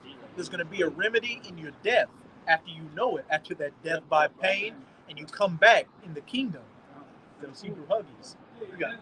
Real quick, just jump in on you, bro. That's what we're going into over there. Khan, that's the spirit. All right, you niggas, all right, are going to literally, you going to know death personally. Right after you starve and pine away, a lot of you, like the brother said, all right, the Lord going to bring you through some shit over here, man. Like it says Amos. All right, you're going to run from a lion, and a bear going to meet you, and a serpent, man. Yes. All right, and that's going to be different. The different stages the Lord going to get you. A lot of you niggas, a lot of you going to die of famine. But the brother's going to the 7 stages of famine, dying of famine. The last one, your body goes through a state of eating itself, man. Yes, your brain, from the inside out, your brain loses the water. You start to hallucinate, seeing shit. All right, and until where you just die, man. A lot of you start going in the stage, you get that Kenyan head, that South African, what is The Ethiopian. the Ethiopian? What is the name? ancient aliens The name down at start with S, man. Sudan. He get that Sudan. He get that big ass Sudan head. Like you remember that nigga who say he get that Sudan head. And that belly start to get big, man. Them arms start to get small. And them fucking flies get to slapping you all against your eyes, man. That's how you get, man. You get to moving like ET and shit. And then you get that T.I. boots and shit around your goddamn mouth, man. That white ring around your goddamn mouth, looking crazy as hell, man. Before you go away, man. Before the Lord kill a lot of you niggas gonna die like that, man. All right? Help me. They won't even have enough strength to say that. Help me. And them two toes, that big toe, and that toe close to start to do this on you niggas, man. The Lord you gonna go out bad, man. A lot of you. Go ahead. What's the saying? Lamentation. Better are they that are slain by the sword than by hunger. Yeah, we read that one. That's when we brought up. God. The Lord gonna take a lot of you niggas out like that, man. Down in that famine. The Lord, some of you might get hit with the glizzy. You might fall off the second, third floor, and then niggas is gonna leave you there to just pine away. Hallucinate. I can see some of you niggas hallucinating. You think you see Burger King down the street? There ain't nothing down there. Woods, man. I think it's Burger King, but it's Burger King. It's a wild pack of dogs looking at it. Yeah. Then the niggas get I know some of you niggas' imagination. A lot of you niggas gonna start seeing the Chick-fil-A bird. Niggas think they seen that bitch, man. They ain't nothing there. Waving at them. Just like you women, just like in the scriptures, a lot of you women gonna eat your children. You gonna think that's that Big Mac with them gold archy fries? Yeah, that's really Tay-Tay. All right, that's Tay-Tay. All right, and little Mimi right there too. She looking like a goddamn McFlurry with extra cookies and cream. Don't forget about tank top. All right, and it's all over with from there, man. You niggas gonna wig the fuck out. The Most High gonna, and like I said, he gonna laugh at your calamities, man. He gonna laugh at you niggas when you niggas like Apostle Raquel said. You niggas cutting into Tay-Tay, man. You niggas gonna, I'm telling you niggas, hey, give me Baruch. I got Baruch that, 2. yeah. Oh, all right. This- Read that, brother.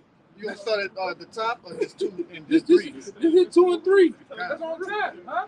I just come on the backboard, brother. I ain't know what you over there. You know, come on the backboard with it. That's Baruch chapter 2 and verse 2.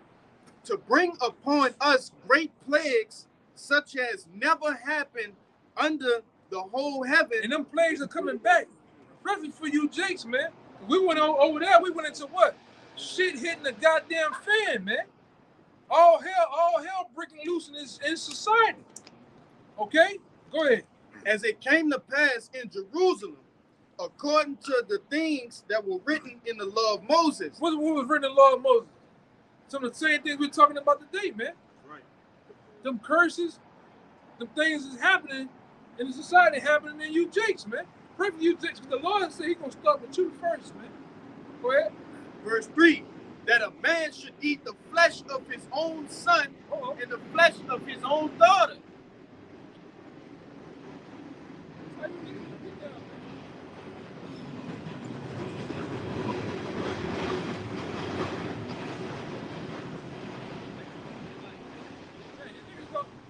Remember when 50 Cent played that role? That's how you niggas gonna look, just like that, man. How you niggas gonna look? Worse. Somebody get that Kenyan, that little Kenyan boy from off that Watermelon. that watermelon head off north. The one they called, please send 58 cents to this little South Kenyan boy. Get that 1-800 number, boy. It's always that one. He got his eyes sinking in. That verse that he read is proof that when that happens, it's gonna last for a few years. Because Last for a while, it's yeah. gonna last for a few years. Yeah, it's not gonna be it's gonna the EMP gonna come and then chariots are here. No, it's gonna last. It's not gonna be a few years, It's gonna take a while. It's gonna be quick though. Wow. Yeah, it's not gonna be like 5 years or a decade or anything I mean, like for that. somebody to get so desperate that they want to eat their children, that's That happens quick. That's Hey, gonna that- take days, that's bro. quick. That's gonna take days. You know what happened over here for the time of Katrina? It happened in less than 4 days. What's that again? I say it's the bank that brought it up to show you how quick it was when all the resources down here in New Orleans collapsed for Katrina. Day 1, everybody was sitting there bullshit. Day 2, water came. Day 3, where this shit at? What is that?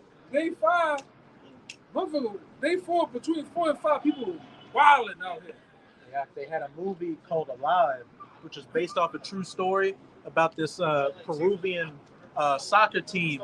The airplane crashed in the Andes Mountains in the snow, and like they were just on a plane, so they didn't have supplies on them. By about the second week, they started eating the dead bodies of their like fellow players. Yeah, Jacob's trouble is not going to be years. The Lord's coming back to get us. So that's all. It's not going to be years. It's a good ass movie. Yeah.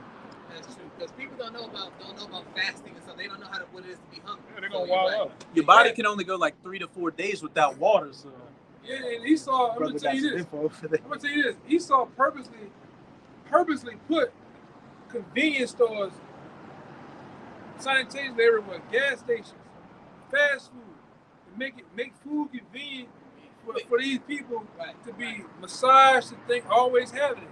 When they don't have it, when they don't have it no more, what happens? You panic, you stressed out. You know? Go ahead, Al. Quickly. Okay, this an article going into the body breaking itself down, and it's quick. It don't take long. When you don't eat, you don't have no substance in your body. I'm gonna just start at the midpoint. And if I could say too, our food that we eat now is nutrient deficient. Right. So that's why you're constantly hungry and you never get really full when you eat. It says, when faced with starvation, the body fights back. The first day without food is a lot like the overnight fast between dinner one night and breakfast the next morning. Energy levels are low, but pick up with a morning meal. Within days, faced with nothing to eat, the body begins feeding on itself. The body starts to consume energy, stores carbohydrates, fats, and then protein parts of the tissue. It says, the metabolism slows, the body cannot regulate its temperature, kidney function is impaired, and the immune system weakens. When the body uses its reserve to provide basic energy needs, it can no longer supply necessary nutrients to vital organs and tissues. The heart, lungs, ovaries, and testes shrink, muscles shrink, and people feel weak. Body temperature drops and people can feel chilled. People become irritable and becomes difficult to concentrate. It says, once protein stores start getting used, that is not far. You're consuming your own muscle, including the heart muscle. In the late stages of starvation, people can experience hallucinations, convulsions, and disruptions in heart rhythm. Finally, the heart stops. So this is within a 7 to 10 day period. Yeah, you looking like that, man. This the one right here. This the famous one. Send $1.25 to the starving kid. That's how you get to looking. That one right there. You see that thing? So so spiritually, there's a difference between hunger and fasting, because you can fast for 7 days and not happen. You know, fasting is healing. Right, You got to build up to it though. Like our brothers will fast. They may start 1 day, then move to 2 days. That's why we're praying and fasting now, to build up, because some of us will go without food for a couple of days. But compare that to somebody who's never done it a day in their life. A half a day, they're gonna be on insanity mode, ready to start jugging and Most people never went 24 hours without food. The majority of these people with nothing to to drink. And they have no discipline. They're not spiritual at all. Then when it happens, they're not going to know why it's happening. They're just going to be bugged out. No power. No power. Hey, these people are so relying on Walmart. Not Walmart. That's another one. Wendy's. They can go get a 4 for $4 easy. I've seen it. You know. That shit. When that happens, what happens when that shit runs out? You don't have it. They don't think about that running out. They just think it's gonna always be Yeah, there. look at it. They ain't nothing but, like in the words of this brother, they nothing but a bunch of fats running around here. Everybody's fat, overweight. They eating. They overly eating. Right? You also got to consider when you panic, your body starts overproducing cortisol. You start bugging out. You have all these negative hormones. When you fast, you're not panicking. Like you're not wondering what's going on. You're intentionally going without food. So it's a completely different story.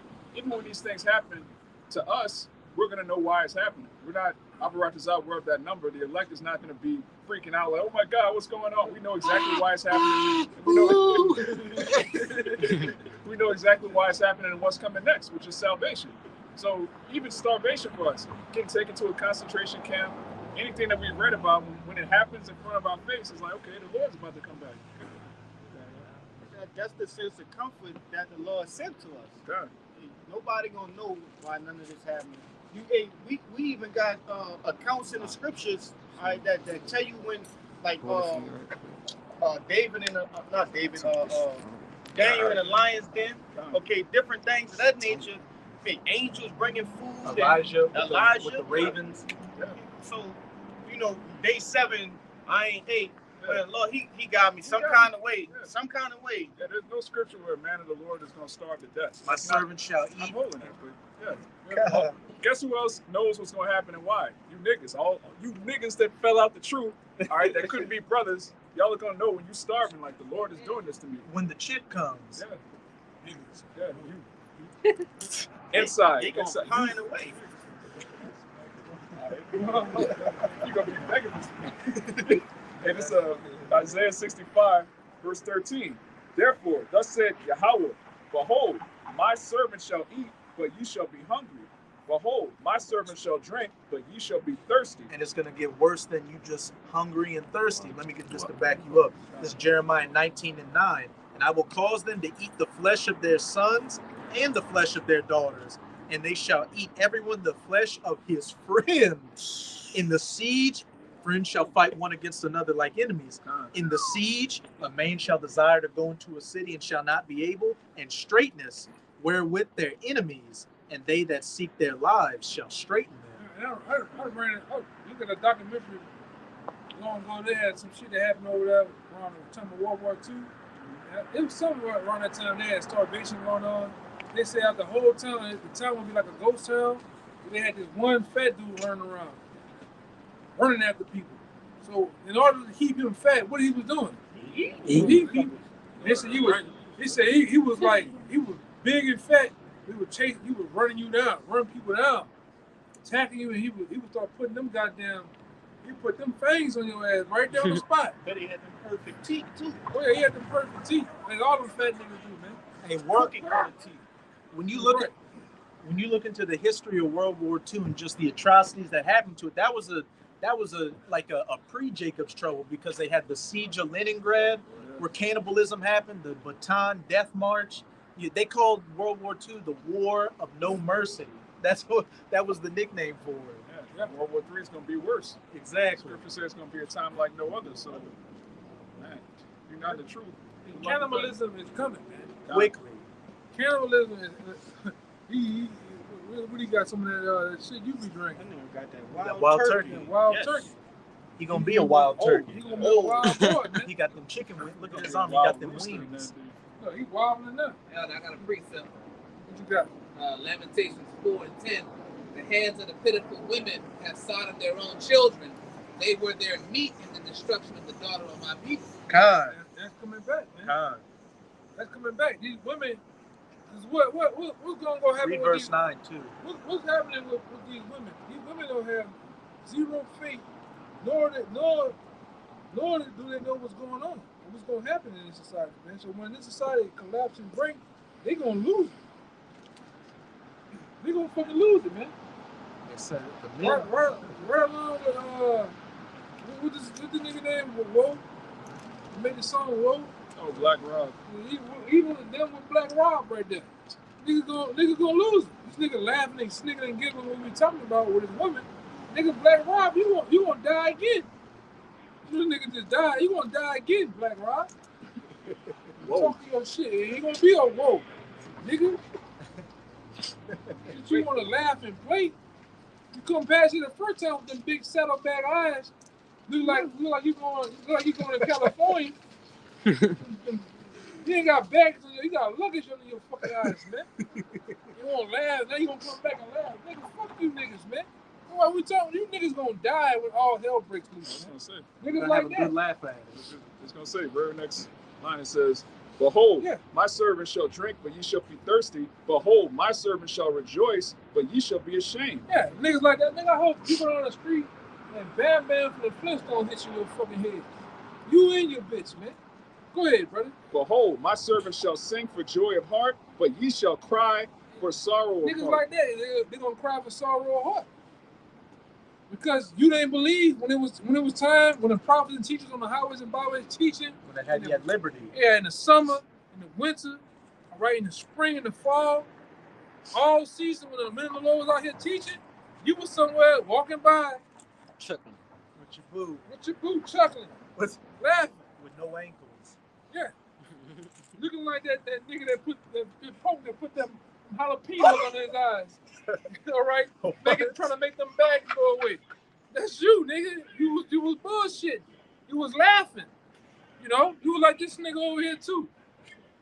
This nigga's been playing that shit. Oh, what kind of banner he got? And that bitch, brother. Go ahead. It says, Go ahead. "But you shall cry for sorrow of heart, Yeah. and shall howl for vexation of You spirit." hear them niggas holler. How them niggas holler? Ah, woo. There's some niggas, man. Yeah, some niggas gonna be hollering. That's how you niggas gonna get down, man. Yeah. You gonna hear that gargling cause that blood and hit the windpipe, That's the best part. you know? Niggas losing consciousness. That other nigga, that Let me get Haile that sound. Selassie nigga, he gonna die right on that bike. Still standing up. He remind me of that nigga The when tire that gonna still be spinning with this dead body. gonna be and like shit. that pedal going down. Gonna be on, brother. It's gonna be stuck. They gonna be dying just like that. You know? That's what, hey, Yeah. we gotta bring this one back, guy. Yeah, that old famous one, man.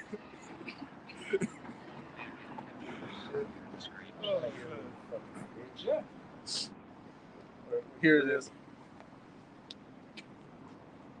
Fucking ad. Yeah, a lot of you gonna get that, man. And a lot of you scoffers gonna get that. That nigga chicken wing with the dancing dolls. That other black That ass dog's gonna nigga. be eating his guts out. That other black ass nigga that be playing he be playing what that is? Gospel music. That gospel music and shit. He gonna die right in that right on that fucking Milk Creek, man. With the rainbow hat He on. just The umbrella hat yeah, on. He's just gonna With the umbrella hat. slunch over.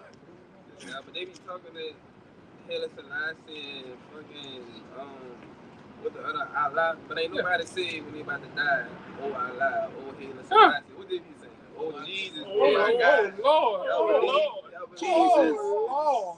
Ain't Nigga nothing died. say, oh Haile Selassie. Oh, hell is a lot. Hey, this nigga come with the tall cap on. This nigga showed us a picture. This nigga showed us a picture. This nigga just in the water, like up to the neck, Like this. tread. That's crazy, bro. He showed us that nigga What was the had point of that, a like- big ass. This nigga had a big pole with a flag on it. See, this is my Lord. What did he say? Some shit. This is him right here. This is King Solomon or whatever the It's fuck. crazy, man. Madness. I got one to back that though. This is the book of Judges, chapter 10, verse 14. Matter of fact, 13. Yet ye have forsaken me and served other gods. Wherefore I will deliver you no more. Go and cry to the gods which ye have Say, chosen. go cry to Haile Selassie, nigga. You know, go to Muhammad. Go to Buddha. How can a fat nigga save you, man? Just sit there all Can't day, even lose weight. Indian style, with a big ass Kool-Aid smile. How can he save you? Yeah. How can he? Come on, man. Morbidly obese motherfucker at that, man. A fat. A real Sweet, fat. The a original real life fat. fat, man. The original fats. Sweet Jesus. This nigga can't save a goddamn body, man. Sweet Jesus, he in the Cayman Islands right now, man. laying up with some other bitch. Hey, Jesus ain't saved you niggas for the last 500 years, Yeah, so he ain't at gonna all, do it man. now. At all, he ain't done a goddamn thing, man. He really wasn't doing nothing when Esau had you in the chokehold, man, kicking you in your ass. Yeah, there you go right there. Right there. He can't say That shit right there. Shit right there, man. Timing was The Lord too perfect said on Jesus. that. The Lord Timing was too For the perfect. little, I'm on the low side up there, fucking playing big old games, man. See this nigga right now. Every time. Jesus walked by. That flow from aggressive dropped the nigga off right there. Pop the nigga up, man. That was hilarious. This nigga in the Lord thrash. said Jesus. He on the phone. Jesus on the phone in the thrash sweater, man. That's right. Go on the pyramid, man. With some Nikes on. To get white boy wasted, man. You know, Yeah, the both sides are incredible, man. I'm talking about every time, all time. Some example passes us up, man. Yes. Go ahead, huh? It says, "Go and cry unto the gods which ye have chosen. Let them deliver you." Let them in the niggas time." deliver you, man, in the time of what we're talking about. All hell breaking loose, man. All right, I want to see the white boy come save you niggas, man. Cause he ain't coming. I'm telling you, he ain't coming, man. When all the ladders, the glizzies, all that shit come out, he ain't gonna save you niggas, man. I want to see Haile Selassie come and say, you gotta come on that same bike, pedaling. On Gear 5, coming to get you niggas, man.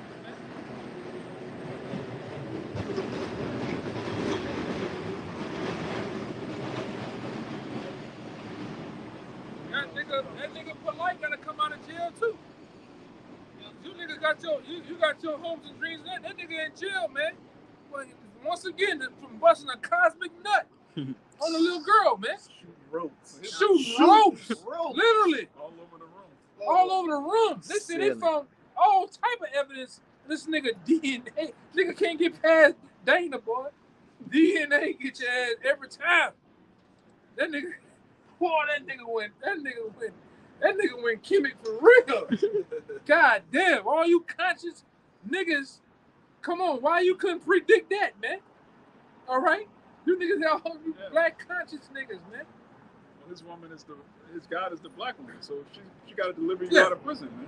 Black woman 1, black woman 2, black woman 3, all them fucking wives you got, man. Them black, so you see them bitches look like something from Truck Turner, a Black Exploitation goddamn film. This bitch got the roundest afro. You see that bitch? This crazy, man. And wearing them leather suits. All of them sit down at the same time. And you see that shit? And one time on the video, I said, God damn. Huh? Go ahead. Scripture says that 7 in that day, 7 women shall take hold of one man. How is that gonna be? How is that gonna happen if the lights is all out, everybody running around crazy, killing, you know what I'm saying, running them up? How is the Lord gonna differentiate his elect from so that these women can see like, oh, these men are chosen. Hey, Akeem, you worrying too much about the women, all right? Just worry about your salvation. No, I'm not saying the women. I'm not with the women's situation. I'm not talking about the It women wasn't for the itself. kingdom, though, man. Yeah. That's a No, I'm thing. talking about The women way, itself. just Not like the like, just like the elect are preordained to make it. There are elect women out there that are being preserved right now. That the brothers are going to run into them. Somehow it's going to play out, and the brothers will be able to read their spirit and know that they take them unto them. that's what I'm talking about. Now, it's not about the women. I'm talking about how is the Lord going to differentiate us, set us apart, where people are going to see, oh wait, these guys Because are we're being gonna be taken alive. care of. We got that now, as it says in Isaiah 33:6, knowledge, wisdom, and understanding shall be the stability of thy times. And Isaiah 59, when the enemy come in like a flood, I will set up that standard for you. There's going to be a complete difference between a man of the Lord and just a regular nigga out here. Yeah, because they're going to be dead. This is Isaiah chapter 13.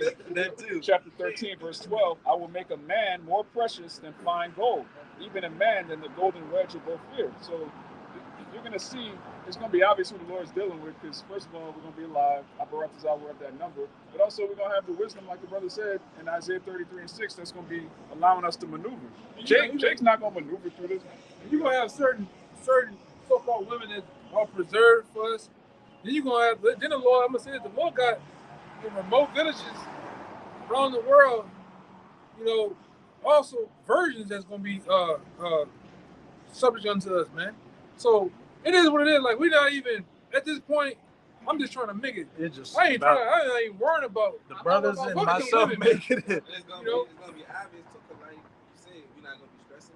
So Yeah. that's gonna be an obvious thing. We're gonna see it on. Yeah, if you see society collapsing, you see somebody that's laughing. totally like laughing, You're totally laughing at calm. somebody on the Yeah. ground shaking like that. Yeah, like, And like I said this too, when society collapse, you a sick motherfucker if you gonna be worrying about. I'm gonna just say it in the best way, honey crunching in that day. Them sugar walls. Yeah, trying to get in them. Yeah, trying to get draws and that. You gonna be crazy as a motherfucker. But Man. anyway, this should be nasty. Yeah, because what is No showers. Isaiah the 3rd chapter tell you how what condition the women gonna be. You gonna be thinking about that shit, man. And They if gonna I stink. Yeah, you If gonna I- be stinking and shit. one thing, you know, you're around long enough. We've had people come up to us and other brothers that are giving the counsel, just random people come up and say, I don't know what it's about you guys, but you got a glow around you. So that's now how much more That day. in that day. It's going to be Evident. self-evident who the men of the Lord are. Abaratazah, Then- that Then when you number. read the biggest thing about it too, because these women in society, we consider lame in society. What we're doing, they don't want to fuck with us. But in that day, it's gonna be women that gonna say, we gonna want to take on your name. And what did it say? I got it. Yeah, Eat read our it. own bread, Yeah. This, wear our own apparel. Isaiah chapter 4, verse 1. And in that day, 7 women, which 7 is just a complete number, 7 women shall take hold of one man, saying, we will eat our own bread and wear our own apparel. Only let us be called by thy name to take away our reproach. Yeah. These women have a reproach, man. They're the biggest traitors, they're the biggest haters of the Most High. We were saying earlier, right before camp, they embolden these punks. They embolden Jake to be a sodomite. They're all about feminism. They're all about idolatry. They're all about this society. They're all about this world. What does it say in James 4 and 4? If you love this world, you are enemy of the Most High. So if the so-called black woman is an enemy of the Most High, the majority of them are gonna die, man. So, like the elder said, there's some that are reserved, really preserved for the men of the Lord, but that's for us. And a lot of that come your way, you're going to get that Heisman on. Yes. Like, Most of them. And that reproach gonna be that they're gonna want that Jacob trumpet to go away, man. The only ones that gonna have the ability to do that is the men of the Lord, man. They're gonna be wanting to become just like we want, and we desire to be under the wings of Yahweh Shai. They're gonna want and have the desire to be under who? Under us, man. All right, but like I said, the most thing is to make sure you make it. Right. Fuck these women, man. The wife, the woman, the girl. You gotta get right with the Most High first, man. You can't worry about Sally Sue, Mama, Uncle, Daddy. I'm trying to get me right and hope that they gonna fall suit under that somewhere, some way, somehow. But you gotta get it right first. That's why it don't make. I tell you, brothers, all the time. You having a girlfriend, a woman, a wife, a boo thing, a side piece. Fuck that, man. Make sure you don't even have to be teaching them. Just make sure you get it. You get in line and get ordered. All that other shit gonna fall in line. And like I said, I've been around the truth a while, and like I said, I take this with the apostle say, man. As long as you get it straight, you don't have to worry about your woman. Your woman only gonna get on the vibration of you. Yeah, my question had nothing to do with women. No. I'm just speaking in general because it's obvious that happened for somebody behind the screen to get it, or somebody out here to get it. You got to get you together. You got to have an intimate relationship between you and the Most High, with these scriptures, with this knowledge, with the Hebrew, everything has to come and follow suit. When it comes to mama, daddy, my brother, my sister, hey man, let it fall where they may. chips fall where they may. You know, if the Lord wants to kill my mama, so be it.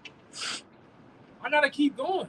I gotta keep this. I gotta keep doing this. Now, if I want to and hope for her to be delivered and saved, I gotta keep doing this and hope the Most High grants her to fall under the suit, under the banner. It says that if you want your family to make it, you gotta make it. They're Yeah, gonna you make gotta- it off the strength of you Off you. making it. Your woman and whatever, the chick that you like, and you digging and desire, you gotta do this. Other than that, if it don't happen, they gonna perish, man. You know? It is what it is. we gotta keep on pushing, despite whatever may happen, whatever falls. You gotta keep pushing. You want them to make it, and which we're gonna get them back in the kingdom anyway. In their perfect form. Yeah, their perfect form. We're gonna get them back anyway, man, in the kingdom. All right? Just like the elect gonna get many things. Like I say, they're gonna have certain, they're gonna have women preserved for brothers, man. Virgins. All right, never been tampered with. Never got to see the eyes of sexually red, man. That still blush. All right, that still blush when they get when they see real women. These women over here, man, they didn't have the Cardi Reds or Cardi B's.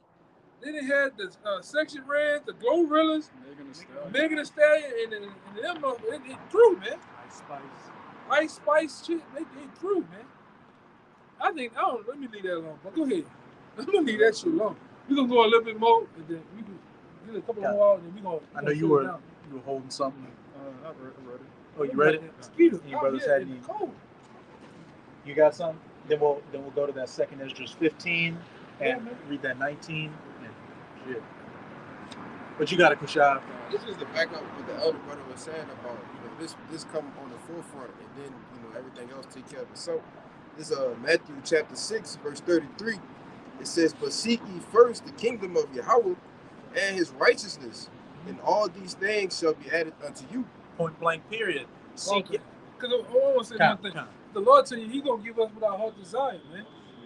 He gonna give us our heart desire in that thing. And then what's also to prove to back up this I believe First Corinthians the 7th chapter.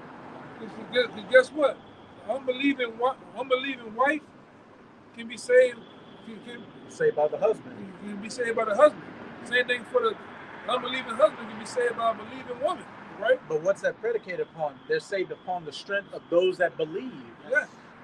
So you gotta believe. You gotta actually have faith and do the works, man. All those other things gonna handle itself when they handle it, man. You just gotta keep pushing. All right? And what did Yahushua tell Peter in Matthew 19? Peter asked, "What shall we receive for giving up everything for you?" He said, "You're gonna receive houses, lands, families, wives, brothers, sons, all back 100-fold in its perfection." So as long as you get straight, as long as you make it, however it plays out, you getting everything back. Everything you lost, you're getting it back. That's a no-brainer right there. But you gotta make it first. You gotta concern yourself with the brothers and yourself. Make everybody that's fighting for Yahweh Bahashem Yahweh Shai being straight before anything else. That's why you gotta block out all that white noise from your friends, your family, inside it. You gotta have the mind of you gotta have the mind of an elephant. Elephant don't concern the thoughts of a fucking ant. All right? Because why? The elephant is bigger than the ant. The elephant will crush the ant. I don't give a fuck what these niggas. I'm doing this, man. Because I got family members that talk shit. Fuck him. I've been him. Don't be. Fuck them people, man. I'm gonna be whatever they say I am anyway. If I even sit here, and give a damn about their thoughts, I'm through. Fuck them people, man. Worried about what niggas think? They gonna say whatever they gonna say anyway, man. They said that about the Lord. They said that shit about the Lord, man. Gonna die anyway.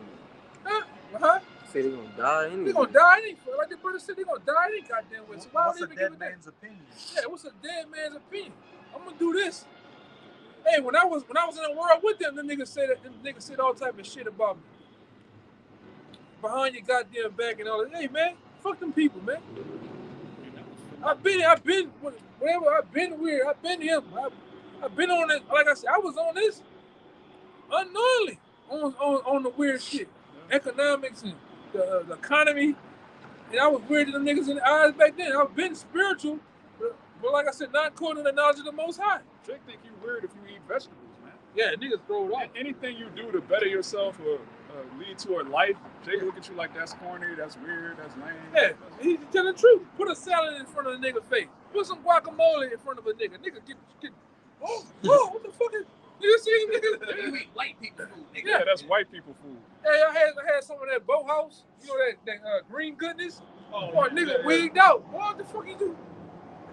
You know, which is green is a spiritual color, man. Yeah. The most high, I think that's the most high's favorite color, I believe, man. The green, huh? Barrel. Yeah. You know? So hey man, it is what it is. Let them niggas talk. They gonna talk any goddamn way, whether you doing the right thing or the wrong. Let you be out here in the world peeled up, drugged up. Niggas gonna talk shit about you. Look at it. Look. Look how I got the nigga. Told you.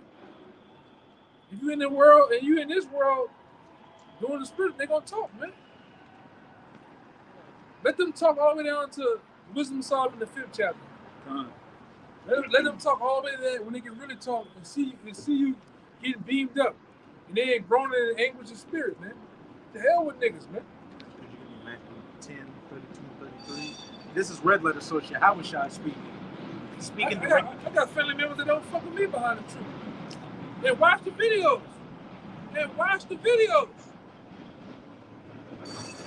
Okay? Tune in every other week or so and get a laugh. The niggas smiling, blowing weed, watching the video, talking shit about me. What y'all give a damn, man? Fuck you too. And you can call me up about it too. And I'm gonna tell you again, fuck you too, man. It is what it is. Give a damn, but you know what come with that too. An ass whooping come with that. Nigga. You nigga, you know that. I'll pull up. Hey man, you can smell my cologne, nigga. Is it Miyagi? I'll whoop your ass. Go ahead, brother.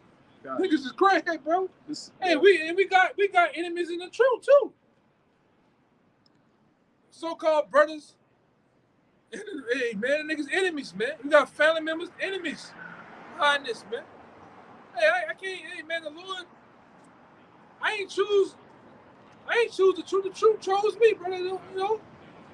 And I can't help. This brother can't help that every weekend we got you just do this naturally. It becomes a natural thing. Yeah, y'all can go through. Go ahead, brother. Might I read 22 real quick? Go ahead. The same Matthew chapter 10, verse 22. And ye shall be hated of all men for my name's sake. But he that endureth unto the end shall be saved. Hey, getting hated comes with this truth. Hey, as it says in Sirach chapter 2, my son, when thou comest to serve the Lord, prepare thy soul for temptation. Losing things you care about, going through physical ailments, mental ailments, everything that can't go wrong probably will go wrong. Right. As the apostles have been, as the apostles always talk about, Apostle Tahar saying, you got to become happy with suffering, pretty much. Like you got to expect it to come, and get used to it. So when it comes, it's just that's just like drinking water. I knew it was gonna go to shit. And when something goes wrong in your life, the greatest thing is how you respond to it. Right. Those dudes fold, pack up and go home, and the men continue to go down that path, man. Because like I said, what's the feeling of coming this far? Because you gotta understand, the same way you started off at the starting line and got this far, you look back, the starting line is still far too. Why leave off? You might well just keep on going and see how the story ends, man. Especially seeing the chariots, seeing the MOTB right around the corner, World War III in the news. But guess what? At the end of the day, each and last one of you, the Lord chose you. Guess what? You was out there in the world doing, Lord knows what the fuck what you was doing. And all of a sudden, out of no, just like my story, just like this brother's story, and every apostle and every other brother around Babylon in the world, I didn't choose this. I was just searching for a truth. I knew this shit was a lie, and voila, the Lord chose me. I was a Christian going to an all-white church my whole life. Yeah, and it just is what it is. Here I am. Here you is. On the greatest stage there are. Like some of us, NBA, NFL, hopes and dreams. This is the real NBA right here. This is the real NFL right here, man. These are the finals. These are and we're in the finals. Game 7. Yep. All right. This is it. This is the last quarter. 2 minutes on the clock. We're fucking 2 minutes on the clock, man. All right. it's it, man. 22. And like I said, we Yeah, Lord chose us out of every other. It's 7. It's what? Didn't it say now? 8 billion people on earth. Out of 8 billion people, the Lord chose you. And just to simply come out here and teach the word, be amongst administrative prophets on a Saturday, man. And what does it say in Sirach chapter 3? What's up? He left that bitch. Go ahead. Thou knowest more than most men, roughly paraphrasing. We literally got the answers to what reality is. Yeah. That's enough. The who, what, why, when, and where. He like eat him every You look like, man. We'll leave that there. You got on, that man. Matthew chapter 2. You look like bad Burlington suit on, man. look like you just got through expelling some. You look dehydrated. Yeah. He like to do. I pop. He like to do that. Say that shit. Pop them. Pop one of them things. Go ahead, brother. It's St. Matthew 10, jumping down to 32. And this is in red letters, like the brother said. So Yahushua is speaking directly to you on this. This is Yahushua saying this. Whosoever therefore shall confess me before men, him will I confess also before my Father which is in heaven. But whosoever shall deny me before men, him will I also deny before my Father which is in heaven. You're not taking up that cross and counting the cost. As you brought out in that Isaiah, hey, your first and foremost thing being Yahweh Bahashem Yahushai, not being concerned with the opinions of your family members, your loved ones, or the world in general. Not taking a step back or compromising yourself for anything, but staying true to Yahweh Bahashem Yahushai and preaching this word until the end, whatever that may be for you. The Most High. I'm gonna say this too, because you got cats out there they're really ashamed of the Most High. They don't want to wear a goddamn garment, at least Go a garment, without lining. a garment down to the foot. You want to wear a goddamn bullshit ass cotton T-shirt halfway up to your waistline, or no garment at all. You got certain cats. I'm gonna speak on them. They don't want to get on fucking camera, man. They want to go teach on the other side of town, behind rooms to go, in the receiving and shipping line. All right, talking about you niggas, man. You really ashamed of the Lord. You said you I'm gonna run into boss man. Man, fuck boss man. I cuss his ass out and be back at work on Monday, man. People are slaves, man. Yeah. If you believe in the Bible, you have to know your heathen boss, he's really your property. You're going to own him in the kingdom, right? Yeah. He came into your life just so you But can have see him who doing my that. slave's gonna be. Right there on the plantation. What you say? Because like, we got a guy. When he pray, he pray that. You know, I'm gonna have that motherfucker, man. Hey, all right, look, it's gonna be the logo of the kingdom right there. And he better do this too. You know, and he got a big fat back, man. I'm gonna put a Google map on him. With Siri. I'm gonna get you, hey man. Hey brother, excuse me, brother. I'm just on Hey, fire. that's the spirit. Go ahead, brother. That's the spirit. Hey, Go ahead. whatever you gotta say. Go ahead, brother. I'm just, Hey, you know. What was it saying? Revelation chapter 12. They hated not they loved not their lives. Hey, we fuck the boss, fuck the job, fuck the woman, fuck everything but Yahweh Bahashem Yahushai. If you're gonna die on a sword, this is the sword to die on, because you're gonna receive everything back in the kingdom. You're gonna be of that elect number. You're gonna be the rulers of the world to come. Man. Hey man, you could be. That's a hard. You can literally right now on a Saturday at 8:07 be that guy, man. Be a cuck. A fucking cuck and a simp. Letting your woman come out half motherfucking naked, double cheeked up With the on a only Saturday, fans. man. With a nobody. Look like a potato. How you showing your body? You ain't got no body. Yeah. This place got to go, man. Exactly. You people have to die. That's the conclusion of the matter. Yeah. All the unfaithful shall die in Bullshit, their man. faithfulness.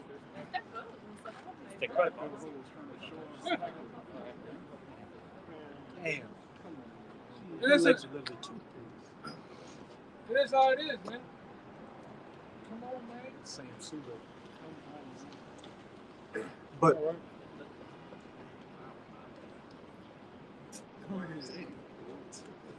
Y'all stupid, brother. Come on. Oh, brother, y'all gotta stop. Crazy. Come on, brother, y'all gotta stop. Man. That's the people. That's the people you're worried about the opinions of. Yeah, A damn Planet of the Apes extra. Yeah. But again, the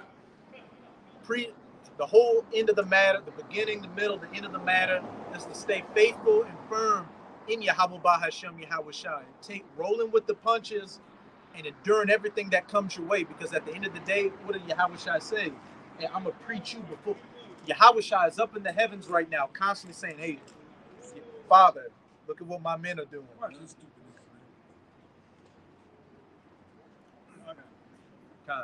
Look at what my men are doing. But for anything you give that up for, Yahweh Shai is going to turn his back on you, which is what? Yahweh turning his back on you. That you could get him on camera. That's what you could be doing on a Saturday night.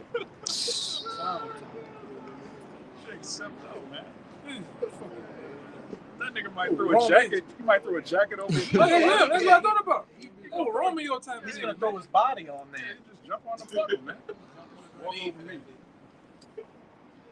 I'll catch a grenade for you, ass nigga. He the nigga that's throwing pebbles at a window at night and confessing his faults to her. Man. He got the boombox. He got a Playing sign. the song. I love you. He got the Mexicans. He got Issachar playing the mariachi while he telling he reading the letter to my how you love it. And a naked nigga opened the window and saying, "What's that noise in the woman's room?" You know. After you see what are those stains on the window? I'll leave that. Ropes on the window. Romeo, fair Romeo. Romeo. Lord have mercy. Exactly. But she could fix it. Revelation chapter 2, verse 25. But that which ye have already, hold fast till I come. You need to let that go. Right? That bitch like she died last week, man.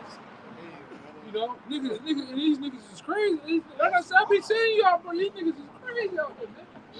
He don't need to hold fast. He need to let that go.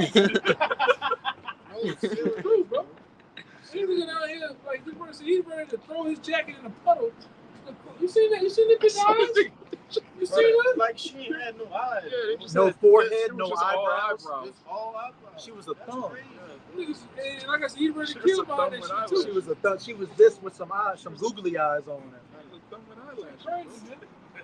She simping behind the thumb with eyelashes. This is the shit the prophet saw and they got sick. Like, He looking at us like, oh yeah, I know the nigga ain't looking at my bra. No, we laughing at your bra. We laughing at you. And you gotta let her. You gotta hold her stomach out, man. And she fat with no waistline. All right, Chick simping for thumbs, man. you know. Go ahead. Verse 26. And he that overcometh and keepeth my works unto the end, to him will I give power over the nation. Hey, to rule him with that rod of iron. What, to receive that crown in 2nd Ezra chapter 2, to have that memorial that these are the men that stood firm in my father's name. To get the big man. And with that man torpedo too. We're gonna go through you goddamn you women that love Jake. We're gonna get you too, man. All right in the kingdom. They're gonna get what they want too. Yeah, you gonna get that too, man. You Edomite women, you Chinese women, long time. You gonna long time all day. You gonna have a field day. Arab women, we gonna get you too. All right? Y'all covered up for nothing. Yeah. Y'all coming up out of that. Yeah, we gonna be the ones that rip you out the plastic or rip you out them goddamn clothes, man. Right in the kingdom. All right? And I'm talking about, hey man, y'all love Jake, man. All right, hey, I seen some couple shit this past week. Every time you ask him, what's your ideal man? What do you want? Well, you really want to know? Yes, I really want to know. And it don't never fails. They want something tall, dark, and handsome, man. You know? They want something tall, dark, and handsome. I saw a video where they asked a white girl what kind of man she wants. all white women, and they all said he's got to be black. Yeah. Hey, man, at the end of the day, it's already, even in our lower state, it's already designed, it's set up for Jake. The world wants Jake, man. The world wants Jake. Really, the world wants Jake to rule. Hey, the earnest expectation of the creation is the manifestation of the sons of God. Come on, man. We are the salt of the earth. We, in our lower state, we still a man. All right? Hey, if a poor, your favorite one, if a poor man is honored in I don't. There's some brothers' precepts you don't want to butcher. Now, real quick, like I said, even in our lower state, look at us, man. We made this society thrive and move and shake, man. Even at the bottom, in the ghettos, the slums, at the worst of the worst, all nations want to be us, man. All nations, women want a Jake. Okay? I just seen some type of motherfucking some gallop where Jake was modeling. Every time, boy. Every time. You have a white man come out there, he's walking, the women still talking. Nobody paying attention. Boy, Jake come down that goddamn runway, and then he do this. He bust that goddamn shirt on. It go Jason Waterfalls in that motherfucker, man. Every time. So imagine this is about the scripture. Imagine us in our right minds, righteous, man. With power and authority, man. Come on, man. Boy, we're gonna be like, boy, they gonna do this to King David. Let that thing bust off the goddamn ball. Hey, brother. Jacob they were wild though, bro. In the kingdom, they were wild. In the kingdom, Jake gonna need some long, wide garments, some thick garments. Yeah. We'll leave that there. Yeah. We're gonna have to have a motherfucker come and flag the poke that goddamn thing. Jake gonna need a belt around the garment. Yeah. Yeah. Around the pat, that gird around the paps. Yeah. You need a bat to have a bat to beat him off, to get him off us, man. Hey, if you think they bird watching that, yeah. Lumber Hey, shopping. man. Lumber shopping, all that shit, man. Hey, the Most High brought another example. Look right there. There you go. That's crazy. You can't wait for the kingdom. Come on, man. Hey, boy, the Lord on the road tonight, man. He on the road tonight, man. I don't give a damn. Woo. That's the same one. Yeah, they changed clothes. Yeah, Got rid of the baby. All right, this is the book of Sirach, chapter 10, verse 31. He that is honored in poverty, how much more in riches? Yeah. So if we honor right now in poverty, all right. All of them, they want to dress like us, they want to talk like us, they want to look like us. They want the women want to be with us. How much more? And women want to be like our women. Yeah, that too. How much more? And when we get the real power of the heavens, from the heavens and the earth, to rule, to have power and dominion, right? So we're gonna really be great, man. It really is not even about the fucking women. It's about, come on, man. You gonna get your ass. You gonna get your ass. Get up on. You gonna get up on your ass, man. That's a nigga from Blade. What? Oh, the You remember? Yeah. Wesley. Come on, man. Oh, no. That's a real Wesley. Goddamn chicken shit. Yeah. Y'all the damn bone, dead head bone. Get up, goddamn pussy. That's the real Wesley. Bro, he looked just like him. He sounds just like him too. I'm down.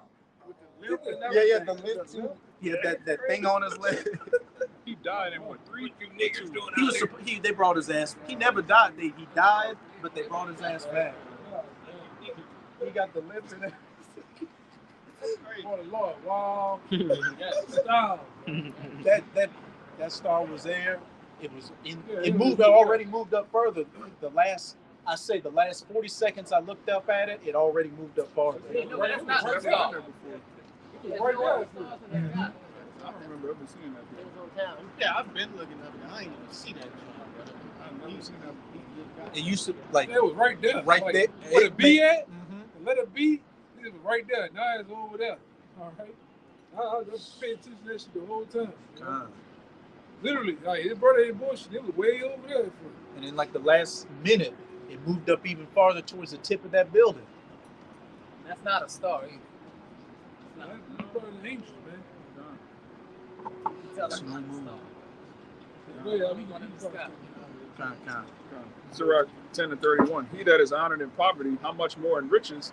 And he that is dishonorable in riches, how much more in poverty? Esau's own women don't even want him on this side. Yeah. And it says, what does it say? His widow shall not lament for weep. him. Yeah, The only reason, Esau's got, because Esau's in power. But besides that, if he lost that power, nobody wants this piece of shit. He's a piece of shit right now. He's losing his power. So once he's in poverty, as I said, but him that is dishonored in riches, how much more in poverty? You're going to be the worst fucking thing going. Nobody in the kingdom's going to want to emulate an Edomite. I'm gonna say this too. Right at the cuffs of ancient Rome going down. All right, when Septimius and Varus and them took it down, what started to happen? What started happening prior to that? Jake started getting with them women, man. Jake. That's another Sign. That's another sign that your society going down. When what? When your women start to get with who? Other nations, man. Hey, let me read this for you. This is dealing with the Roman Empire. This is from Blacks in Antiquity, and it's on page 164. And this is dealing with, how they have theaters and plays? This was a popular play that would always go through. A favorite subject in Roman mimes was adultery. Nothing new under the sun. Ovid speaks of the popularity of the mime in which the stupid husband is duped by an artful wife. What were we going into earlier? These comedy shows show the men as a retard, while the artful wife, saves the day. In which the stupid husband is duped by an artful wife and her lover. Let's see who that lover was. Another mime theme developed: the faithless wife's attempt to seduce her slave. Since crossing between whites and blacks received notice from the satirists, and white mothers of dark or black children accused of adultery pleaded maternal impression, a very fertile imagination would not be required to produce a hilarious mime on the adultery theme involving Ethiopians. What that was pretty much saying is those Roman Edomite women were having so many Jake babies that they would say, I just looked at the slave and the baby came out black. It happened so much they made comedy plays about it. Ain't nothing new under the sun. Yeah. Just like on White. Oh yeah. Yeah. Right. Yep. You just did his thing. I'm I'm that the David bad- Pappy. Yeah, man. It's been an ongoing, even from the time of slavery. All right, that's what I'm gonna say this too. That's where the term pimping come from. All right, the Jake men that were slaves, when a slave owner was going off to market to go get some more slaves, the Judite man started pimping on that wife, man. Why he was pimping on her to get her to pop up. To get her to get on her husband to start whooping on him and the other slaves so hard. And what happened with the wife? Start popping out them goddamn Jake babies, man. All right, the same thing goes for our women. All right, our women started to do what? Find massa to get him on the side of the road, or get with him to start whipping on everybody else, man. Through what? The act of sex. Right, but that thing really started happening with the Jake men. The Jake men was pimping on them white girls, man. Because the white women really rule their husband. They I see this shit. This shit crazy. She walked straight into traffic. Stupid, man. Crazy bitch. Yeah. But that's what was going on, man. Them Judite men was getting on them white women asses, man. Right? Popping them, working on their mind. They tell your husband stop doing this so bad and doing this, and it worked, man. So much to where what you call them? You call them not Sims, but you call them Cucks. cucks. And cooking shit started to happen to where it's documented that the white man will actually watch his woman get popped by slaves, man. Right? Jacob was putting that Mandingo in their life, man. Esau was watching. Esau was watching. Freak. Like Adam 22. And then he'll probably kill the slave for having sex with his wife because he had sex with his wife. Yeah. Or try to fuck him too. Yeah. Yeah. There was bug breaking, so. Yeah, man. That was it on. That's it on. You had another one you were holding, right? Your brothers have any other precepts they were holding? You get in it, bro. Okay. There's one. Okay. Right. Actually, we'll end it with that second Esdras 2. The crowning ceremony. Because again, this is ultimately what we're working towards: staying faithful to Yahweh Bahashem Yahweh Shai, and so we could be spoken of before the Father by Yahweh Shai, and ultimately receive those crowns and everything 100-fold, and that happily ever after, that true happily ever after. It's the book of 2nd Esdras, chapter 2, verse 42. I, Esdras, saw upon the Mount Zion a great people, whom I could not number, and they all praised Yahweh with songs. And in the midst of them there was a young man of high stature, taller than all the rest. That's Yahweh Shai. God.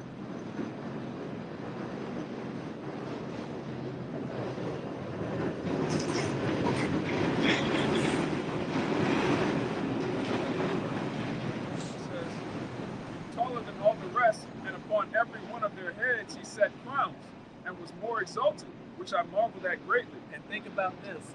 The apostles had talked about it before.